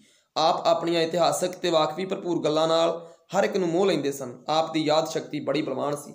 ਆਪ ਨੂੰ ਭਰੋਸਾ ਸੀ ਕਿ ਜਦੋਂ ਵੀ ਆਪ ਇਤਿਹਾਸ ਲਿਖਣ ਬੈਠਣਗੇ ਤਾਂ ਦਿਨਾਂ ਵਿੱਚ ਹੀ ਯਾਦ ਸ਼ਕਤੀ ਦੁਆਰਾ ਸਭ ਕੁਝ ਲਿਖ ਧਰਨਗੇ। ਆਪਣੇ ਯਾਦ ਸ਼ਕਤੀ ਦੇ ਹੱਦੋਂ ਵੱਧ ਭਰੋਸੇ ਦੇ ਕਾਰਨ ਆਪ ਨੇ ਕਈ ਗੱਲਾਂ ਦੇ ਨੋਟ ਨਹੀਂ ਲੀਤੇ, ਜਿਸ ਦਾ ਮਗਰੋਂ ਬਹੁਤ ਨੁਕਸਾਨ ਹੋਇਆ। ਆਪ ਦੇ ਯਾਦ ਭੰਡਾਰੇ ਦੀ ਦੌਲਤ ਆਪ ਦੇ ਨਾਲ ਹੀ ਅਲੋਪ ਹੋ ਗਈ। ਆਪ ਨੂੰ ਕੌਮ ਲਈ ਇਤਿਹਾਸ ਦੀ ਮਹਾਨਤਾ ਦਾ ਜਿਤਨਾ ਅਨੁਭਵ ਹੋਇਆ ਸੀ, ਉਸ ਤੋਂ ਅਸੀਂ ਵਾਂਝੇ ਰਹਿ ਗਏ ਹਾਂ। ਪਰ ਆਪ ਦਾ ਜੀਵਨ ਇਤਿਹਾਸ ਖੋਜੀ ਦੀ ਪ੍ਰੇਰਨਾ ਦੇਣ ਲਈ ਇੱਕ ਮਿਸਾਲ ਹੈ। ਜੇ 10-20 ਨੌਜਵਾਨ ਹੁਣ ਵੀ ਮੈਦਾਨ ਵਿੱਚ ਨਿੱਤਰ ਕੇ ਉਹਨਾਂ ਦੀ ਪੈਰਵਾਈ ਕਰਨ ਲੱਗ ਪੈਣ ਤਾਂ ਇਸ ਪੱਖ ਤੋਂ ਪਏ ਘਾਟੇ ਬੇਹੱਦ ਤੱਕ ਪੂਰੇ ਹੋ ਸਕਦੇ ਹਨ। ਹੀਰਾ ਸਿੰਘ ਦਰਦ। ਸੋ ਇਹ ਹੈ ਜੀ ਸਰਦਾਰ ਕਰਮ ਸਿੰਘ ਜੀ ਹਿਸਟੋਰੀਅਨ ਹੋਣਾ ਦਾ ਜੀਵਨ, ਜਿਸ ਨੂੰ ਮੈਂ ਇਨ ਬਿਨ ਹੂਬਹੂ ਜਿਵੇਂ ਕਰਮ ਸਿੰਘ ਹਿਸਟੋਰੀਅਨ ਦੀ ਇਤਿਹਾਸਿਕ ਖੋਜ, ਸਿੱਖ ਰਾਜ ਪੂਰਬਲਾ ਸਮਾਂ, ਸੰਪਾਦਕ ਹੀਰਾ ਸਿੰਘ ਦਰਦ, ਪ੍ਰਕਾਸ਼ਕ ਸਿੱਖ ਇਤਿਹਾਸ ਰਿਸਰਚ ਬੋਰਡ, ਸ਼੍ਰੋਮਣੀ ਗੁਰਦੁਆਰਾ ਪ੍ਰਬੰਧਕ ਕਮੇਟੀ ਸ੍ਰੀ ਅੰਮ੍ਰਿਤਸਰ ਸਾਹਿਬ, ਤੁਹਾਡੇ ਨਾਲ ਸਾਂਝਾ ਕੀਤਾ। ਔਰ ਇਹ ਆਵਾਜ਼ ਤੁਸੀਂ ਗੁਰਸੇਵਕ ਸਿੰਘ ਦੀ ਆਵਾਜ਼ ਦੇ ਵਿੱਚ ਸੁਣ ਰਹੇ ਹੋ ਰੇਡੀਓ ਪੰਜਾਬੀ ਨੇਸ਼ਨ ਤੋਂ। ਸੋ ਰੇਡੀਓ ਪੰਜਾਬੀ ਨੇਸ਼ਨ ਦੀ ਇਸ ਉਪਰਾਲੇ ਨੂੰ, ਇਸ ਕਾਰਜ ਨੂੰ ਵੱਧ ਤੋਂ ਵੱਧ ਸੰਗਤਾਂ ਦੇ ਨਾਲ ਅਗਾਂਹ ਸਾਂਝਾ ਕਰ ਦਿਓ, ਤਾਂ ਕਿ ਵੱਧ ਤੋਂ ਵੱਧ ਸੰਗਤਾਂ ਦੇ ਤੱਕ ਇਹ ਕਿਤਾਬਾਂ ਜਿਹੜੀਆਂ ਨੇ ਆਡੀਓ ਦੇ ਰੂਪ ਵਿੱਚ ਪਹੁੰਚ ਸਕਣ। ਸਿੱਖ ਇਤਿਹਾਸ ਵੱਲੋਂ ਸਾਡੀ ਘੋਲ, ਇਹਦੇ ਨਾਲ ਹੀ ਸ਼ੁਰੂ ਕਰਦੇ ਹਾਂ। ਉਸ ਤੋਂ ਪਹਿਲਾਂ ਚੌਥੀ ਛਾਪ ਦੀ ਭੂਮਿਕਾ, ਜਿਹੜੀ ਬਹੁਤ ਛੋਟੀ ਜਿਹੀ ਆ, ਜਿਹੜੀ ਲਿਖੀ ਆ ਡਾਕਟਰ ਦਵਿੰਦਰ ਸਿੰਘ ਵਿਦਿਆਰਥੀ ਹੁਣਾਂ ਨੇ। ਸੋ ਉਹ ਸਿਰਫ ਇੱਕ ਪੰਨੇ ਦੀ ਆ, ਉਹ ਵੀ ਤੁਹਾਡੇ ਨਾਲ ਸਾਂਝੀ ਕਰ ਦਿੰਦੇ ਹਾਂ। ਪਰ ਸਿੱਖ ਇਤਿਹਾਸ ਵੱਲੋਂ ਸਾਡੀ ਕੌਲ ਜਿਹੜੀ ਆ ਉਹ ਅਗਲੇ ਐਪੀਸੋਡ ਦੇ ਵਿੱਚ ਸਾਂਝੀ ਕਰਾਂਗੇ। ਚੌਥੀ ਛਾਪ ਦੀ ਭੂਮਿਕਾ, ਇਹ ਜਿਹੜੀ ਚੌਥੀ ਵਾਰੀ ਛਪ ਕੇ ਪੁਸਤਕ ਤੁਹਾਡੇ ਸਾਹਮਣੇ ਆਈ ਹੈ, ਇਹਦੀ ਜਿਹੜੀ ਭੂਮਿਕਾ ਉਹ ਲਿਖੀ ਹੈ ਡਾਕਟਰ ਦਵਿੰਦਰ ਸਿੰਘ ਵਿਦਿਆਰਥੀ ਹੋਣਾ ਨੇ। ਉਹ ਕੀ ਲਿਖਦੇ ਨੇ ਇਸ ਕਿਤਾਬ ਦੇ ਬਾਰੇ 'ਚ, ਆਓ ਤੁਹਾਡੇ ਨਾਲ ਸਾਂਝਾ ਕਰਦੇ ਹਾਂ। ਸਿੱਖ ਇਤਿਹਾਸ ਲੇਖਣ ਦੇ ਖੇਤਰ ਵਿੱਚ ਤੱਥਾਂ ਅਤੇ ਤੱਤਾਂ ਨੂੰ ਘੋਖਣ, ਪਰਖਣ ਅਤੇ ਕਬੂਲਣ ਵਿੱਚ ਪਹਿਲੀ ਵਾਰੀ ਵਿਗਿਆਨਕ ਵਿਧੀ ਦੀ ਵਰਤੋਂ ਸਰਦਾਰ ਕਰਮ ਸਿੰਘ ਨੇ ਕੀਤੀ। ਉਹ BA ਦੀ ਪੜ੍ਹਾਈ ਵਿੱਚ ਛੱਡ ਕੇ ਸਿੱਖ ਇਤਿਹਾਸ ਦੀ ਹਕੀਕਤ ਲੱਭਣ ਲਈ ਉੱਠ ਤੁਰਿਆ। ਉਸਨੇ ਇਤਿਹਾਸ ਲੇਖਣ ਅਤੇ ਪਰਖਣ ਦੀ ਕਿਰਿਆ ਕਿੱਧਰੋਂ ਸਿੱਖੀ ਨਹੀਂ ਸੀ। ਆਪਣੇ ਕਾਰਜ ਦੀਆਂ ਸਾਰੀਆਂ ਕਸਵੱਟੀਆਂ ਉਹਦੀਆਂ ਆਪਣੀਆਂ ਸਿਰਜੀਆਂ ਸਨ। ਇਤਿਹਾਸ ਦੀ ਅੰਤਰਦ੍ਰਿਸ਼ਟੀ ਉਸਨੇ ਆਪਣੇ ਸਹਿਜ ਅਧਿਐਨ ਵਿੱਚ ਚੰਗੇ ਇਤਿਹਾਸ ਗ੍ਰੰਥ ਪੜ੍ਹਦਿਆਂ ਪ੍ਰਾਪਤ ਕੀਤੀ। ਉਸ ਦੀ ਰਚਨਾ ਨੂੰ ਪੜ੍ਹਦਿਆਂ ਪਰਖਦਿਆਂ ਇਸ ਨੁਕਤੇ ਨੂੰ ਸਦਾ ਹੀ ਧਿਆਨ ਵਿੱਚ ਰੱਖਣਾ ਚਾਹੀਦਾ ਹੈ। ਇਸ ਗੱਲ ਵੀ ਧਿਆਨ ਮੰਗਦੀ ਹੈ ਕਿ ਸਰਦਾਰ ਕਰਮ ਸਿੰਘ ਨੂੰ ਸਾਥੋਂ ਵਿਛੜਿਆਂ 66 ਵਰ੍ਹੇ ਬੀਤ ਗਏ ਹਨ, ਪਰ ਅਜੇ ਤੱਕ ਅਸੀਂ ਉਸ ਦੇ ਪਾਏ ਦਾ ਦੂਜਾ ਇਤਿਹਾਸ ਆਲੋਚਕ ਨਹੀਂ ਉਪਜਾ ਸਕੇ। ਉਸ ਦੇ ਦੱਸੇ ਬਹੁਤ ਸਾਰੇ ਤੱਥ ਅਜੇ ਜਿਉਂ ਦੇ ਤਿਉਂ ਪ੍ਰਸ਼ਨ ਚਿੰਨ੍ਹ ਬਣੇ ਹੋਏ ਹਨ। ਸਰਦਾਰ ਕਰਮ ਸਿੰਘ ਦਾ ਇੱਕ ਵੱਡਾ ਕਾਰਨਾਮਾ ਫਲਵਾੜੀ ਦਾ ਇਤਿਹਾਸ ਅੰਕ ਸੀ। ਫਲਵਾੜੀ ਦੇ ਸੰਪਾਦਕ ਗਿਆਨੀ ਹੀਰਾ ਸਿੰਘ ਦਰਦ ਨੇ ਇਸ ਪਰਚੇ ਪਿੱਛੋਂ ਸਰਦਾਰ ਕਰਮ ਸਿੰਘ ਦੇ ਇਤਿਹਾਸ ਖੋਜ ਨਾਲ ਸੰਬੰਧਿਤ 33 ਲੇਖ, ਬਿਰਦਾਂ ਦੇ 25 ਬਿਆਨ, ਲਾਹੌਰ ਦਰਬਾਰ ਦੇ ਰੋਜ਼ਨਾਮਚੇ, ਚਿੱਠੀਆਂ ਅਤੇ ਅਖਬਾਰਾਂ ਵਿੱਚ ਛਪੀਆਂ ਖਬਰਾਂ ਦੇ ਕੁਝ ਤਰਾਸ਼ੇ ਕਰਮ ਸਿੰਘ ਹਿਸਟੋਰੀਅਨ ਦੀ ਇਤਿਹਾਸਿਕ ਖੋਜ ਨਾਮ ਹੇਠ ਪ੍ਰਕਾਸ਼ਿਤ ਕਰਕੇ ਸ਼੍ਰੋਮਣੀ ਗੁਰਦੁਆਰਾ ਪ੍ਰਬੰਧਕ ਕਮੇਟੀ ਦੇ ਸਿੱਖ ਇਤਿਹਾਸ ਰਿਸਰਚ ਬੋਰਡ ਵੱਲੋਂ 1964 ਈਸਵੀ ਵਿੱਚ ਛਪਾਏ ਸਨ। 1974 ਈਸਵੀ ਅਤੇ 1982 ਈਸਵੀ ਵਿੱਚ ਇਹ ਪੁਸਤਕ 2 ਵਾਰ ਹੋਰ ਛਪੀ। 1982 ਈਸਵੀ ਤੋਂ ਪਿੱਛੋਂ ਹੁਣ ਤੀਕ ਇਸ ਦੀ ਮੰਗ ਬਰਾਬਰ ਬਣੀ ਰਹੀ ਹੈ। ਜਿਉਂ-ਜਿਉਂ ਇਤਿਹਾਸ ਗਿਆਨ ਦੀ ਸੋਝੀ ਵਧੀ ਹੈ, ਸਰਦਾਰ ਕਰਮ ਸਿੰਘ ਦੀਆਂ ਲਿਖਤਾਂ ਦੀ ਮੰਗ ਵਧੀ ਹੈ। ਪਿਛਲੇ ਐਡੀਸ਼ਨ ਦੀ ਛਪਾਈ ਸਮੇਂ ਪ੍ਰੂਫ ਆਦਿ ਦੀ ਅਣਗਹਿਲੀ ਕਾਰਨ ਬਹੁਤ ਸਾਰੀਆਂ ਸ਼ੁੱਧੀਆਂ ਛਾਪਣ ਵਿੱਚ ਆ ਗਈਆਂ ਸਨ। ਉਹਨਾਂ ਦੀ ਸੋਧ ਕਰਦੇ ਸਮੇਂ ਅਨੁਭਵ ਹੋਇਆ ਕਿ ਭਾਵੇਂ ਦਰਦ ਜੀ ਨੇ ਪੁਸਤਕ ਨੂੰ 4 ਭਾਗਾਂ ਵਿੱਚ ਨਿਖੜ ਕੇ ਵੰਡਿਆ ਹੋਇਆ ਹੈ, ਪਰ ਪੁਰਾਣੇ ਪਰਚਿਆਂ ਵਿੱਚ ਛਪਣ ਦੇ ਸਮੇਂ ਨੂੰ ਆਧਾਰ ਬਣਾ ਕੇ ਤਰਤੀਬ ਦੇਣ ਨਾਲ ਕਈ ਲੇਖ ਵਰਣਿਤ ਵਿਸ਼ੇ ਦੀ ਝਾਕੀ ਨਾਲੋਂ ਨਿਖੜ ਗਏ ਹਨ। ਕੁਝ 2-3 ਲੇਖ ਹੋਰ ਨਵੇਂ ਹੱਥ ਆ ਗਏ ਜੋ ਲੜੀ ਵਿੱਚ ਸਮੂਣੇ ਜ਼ਰੂਰੀ ਹੋ ਗਏ। ਇਸ ਔਕੜ ਨੂੰ ਹੱਲ ਕਰਨ ਲਈ ਤਰਤੀਬ ਵਿੱਚ ਮਾਮੂਲੀ ਫੇਰਬਦਲ ਕਰਨਾ ਉਚਿਤ ਜਾਪਿਆ। ਹੁਣ ਦੀ ਤਰਤੀਬ ਅਨੁਸਾਰ ਸਾਰੀ ਸਮੱਗਰੀ ਨੂੰ 3 ਵੱਖ-ਵੱਖ ਹਿੱਸਿਆਂ ਵਿੱਚ ਵੰਡ ਦਿੱਤਾ ਗਿਆ ਹੈ। ਫਲਸਰੂਪ ਪਾਠਕ ਆਪਣੀ ਰੁਚੀ ਦੇ ਵਿਸ਼ੇ ਵਾਲਾ ਅੰਸ਼ ਘੱਟ ਮੁੱਲ ਤੇ ਲੈ ਸਕਣਗੇ। ਸੰਪੂਰਨ ਪੁਸਤਕ ਇੱਕੋ ਸਮੇਂ ਖਰੀਦਣ ਵਾਲੇ ਨੂੰ 3 ਭਾਗ ਇੱਕ ਸੈੱਟ ਵਿੱਚ ਹੀ ਮਿਲ ਸਕਣਗੇ। ਸਤਿਗੁਰੂ ਨੂੰ ਪ੍ਰਵਾਨ ਹੋਇਆ ਤਾਂ ਬਾਕੀ ਦੀ ਸਾਰੀ ਰਚਨਾ ਵੀ ਇਸ ਪੁਸਤਕ ਉਪਰੰਤ ਛਾਪ ਕੇ ਪੂਰਾ ਸੈੱਟ ਸਰਦਾਰ ਕਰਮ ਸਿੰਘ ਦੀਆਂ ਲਿਖਤਾਂ ਦਾ ਤਿਆਰ ਕਰ ਦਿੱਤਾ ਜਾਵੇਗਾ। ਪਾਠਕ ਆਪਣੀ ਲੋੜ ਅਨੁਸਾਰ ਵੱਖਰੀ ਜਿਲਦ ਵਿੱਚ ਖਰੀਦ ਸਕਣਗੇ। ਇਹ ਵੀ ਵਿਚਾਰ ਹੈ ਕਿ ਉਹਨਾਂ ਦੇ ਲੇਖ ਕਾਜੀ ਨੂਰਦੀਨ ਦੀ ਵਾਰ ਸੰਬੰਧੀ ਆਪ ਦਾ ਲੇਖ ਭੂਮਿਕਾ ਦੇ ਰੂਪ ਵਿੱਚ ਵਰਤ ਕੇ ਵਾਰ ਦਾ ਮੂਲ ਫਾਰਸੀ ਅਤੇ ਉਸ ਦਾ ਪੰਜਾਬੀ ਅਨੁਵਾਦ ਵੱਖਰੀ ਪੁਸਤਕ ਦੇ ਰੂਪ ਵਿੱਚ ਵੀ ਛਾਪ ਲਿਆ ਜਾਵੇਗਾ। ਡਾਕਟਰ ਦਵਿੰਦਰ ਸਿੰਘ ਵਿਦਿਆਰਥੀ। ਸੋ ਇਹ ਕਿਤਾਬ ਜਿਹੜੀ ਅਸੀਂ ਤੁਹਾਨੂੰ ਸੁਣਾ ਰਹੇ ਸੀ ਰੇਡੀਓ ਪੰਜਾਬੀ ਨੇਸ਼ਨ ਤੋਂ ਗੁਰਸੇਵਕ ਸਿੰਘ ਦੀ ਆਵਾਜ਼ ਦੇ ਵਿੱਚ, ਇਹ ਅਸੀਂ ਅੱਜ ਇਸ ਦਾ ਦੂਸਰਾ ਐਪੀਸੋਡ ਤੁਹਾਡੇ ਨਾਲ ਕੰਪਲੀਟ ਕੀਤਾ, ਜਿਹਦੇ ਵਿੱਚ ਸਰਦਾਰ ਕਰਮ ਸਿੰਘ ਜੀ ਦਾ ਜੀਵਨ ਅਸੀਂ ਤੁਹਾਡੇ ਨਾਲ ਸਾਂਝਾ ਕੀਤਾ। ਤੁਸੀਂ ਦੇਖ ਸਕਦੇ ਹੋ ਉਹਦੇ ਪੰਨੇ ਜਿਹੜੇ ਮੈਂ ਤੁਹਾਡੇ ਨਾਲ ਅੱਖਰ ਦਰ ਅੱਖਰ ਹੂਬਹੂ ਸਾਂਝੇ ਕੀਤੇ ਨੇ। ਸੋ ਆਸ ਕਰਦੇ ਹਾਂ ਕਿ ਤੁਸੀਂ ਆਉਣ ਵਾਲੇ ਦਿਨਾਂ ਦੇ ਵਿੱਚ ਸਾਡਾ ਇਹਨਾਂ ਵੀਡੀਓਜ਼ ਨੂੰ ਵੱਧ ਤੋਂ ਵੱਧ ਲੋਕਾਂ ਤੱਕ ਸ਼ੇਅਰ ਕਰਕੇ ਸਾਡੇ ਇਹਨਾਂ ਪਲੇਟਫਾਰਮਾਂ ਤੋਂ ਤੇ ਸਾਡਾ ਭਰਪੂਰ ਸਹਿਯੋਗ ਦਿਓਗੇ, ਸਾਥ ਦਿਓਗੇ, ਤਾਂ ਕਿ ਅਸੀਂ ਸਿੱਖ ਇਤਿਹਾਸ ਨੂੰ ਹੂਬਹੂ ਤੁਹਾਡੇ ਤੱਕ ਲੈ ਕੇ ਆ ਸਕੀਏ। ਗੁਰੂ ਸਾਹਿਬ ਕਿਰਪਾ ਕਰਨ, ਇਸ ਵਡਮੁੱਲੇ ਕਾਰਜ ਦੇ ਵਿੱਚ ਸਾਡੇ ਤੇ ਮਿਹਰ ਭਰਿਆ, ਸਾਨੂੰ ਉਦਮ ਬਖਸ਼ਣ, ਮਿਹਰ ਭਰਿਆ ਹੱਥ ਰੱਖਣ, ਤਾਂ ਕਿ ਅਸੀਂ ਇਹ ਕਾਰਜ ਤੁਹਾਡੇ ਤੱਕ ਲੈ ਕੇ ਆ ਸਕੀਏ। ਸੋ ਇਹਨਾਂ ਵੀਡੀਓਜ਼ ਨੂੰ ਵੱਧ ਤੋਂ ਵੱਧ ਸ਼ੇਅਰ ਕਰ ਦਿਓ। ਰੇਡੀਓ ਪੰਜਾਬੀ ਨੇਸ਼ਨ ਨੂੰ ਵੱਧ ਤੋਂ ਵੱਧ like, share, subscribe YouTube, Facebook, Instagram 'ਤੇ ਤੁਸੀਂ ਫਾਲੋ, ਲਾਈਕ ਅਤੇ ਸਬਸਕ੍ਰਾਈਬ ਕਰ ਸਕਦੇ ਹੋ। ਸੋ ਦਿਓ ਇਜਾਜ਼ਤ, ਅਗਲੇ ਪ੍ਰੋਗਰਾਮ 'ਚ ਫਿਰ ਮਿਲਦੇ ਹਾਂ। ਤਦ ਤੱਕ ਦੇ ਲਈ ਆਪਣਾ ਖਿਆਲ ਰੱਖਿਓ। ਵਾਹਿਗੁਰੂ ਜੀ ਕਾ ਖਾਲਸਾ, ਵਾਹਿਗੁਰੂ ਜੀ ਕੀ ਫਤਿਹ।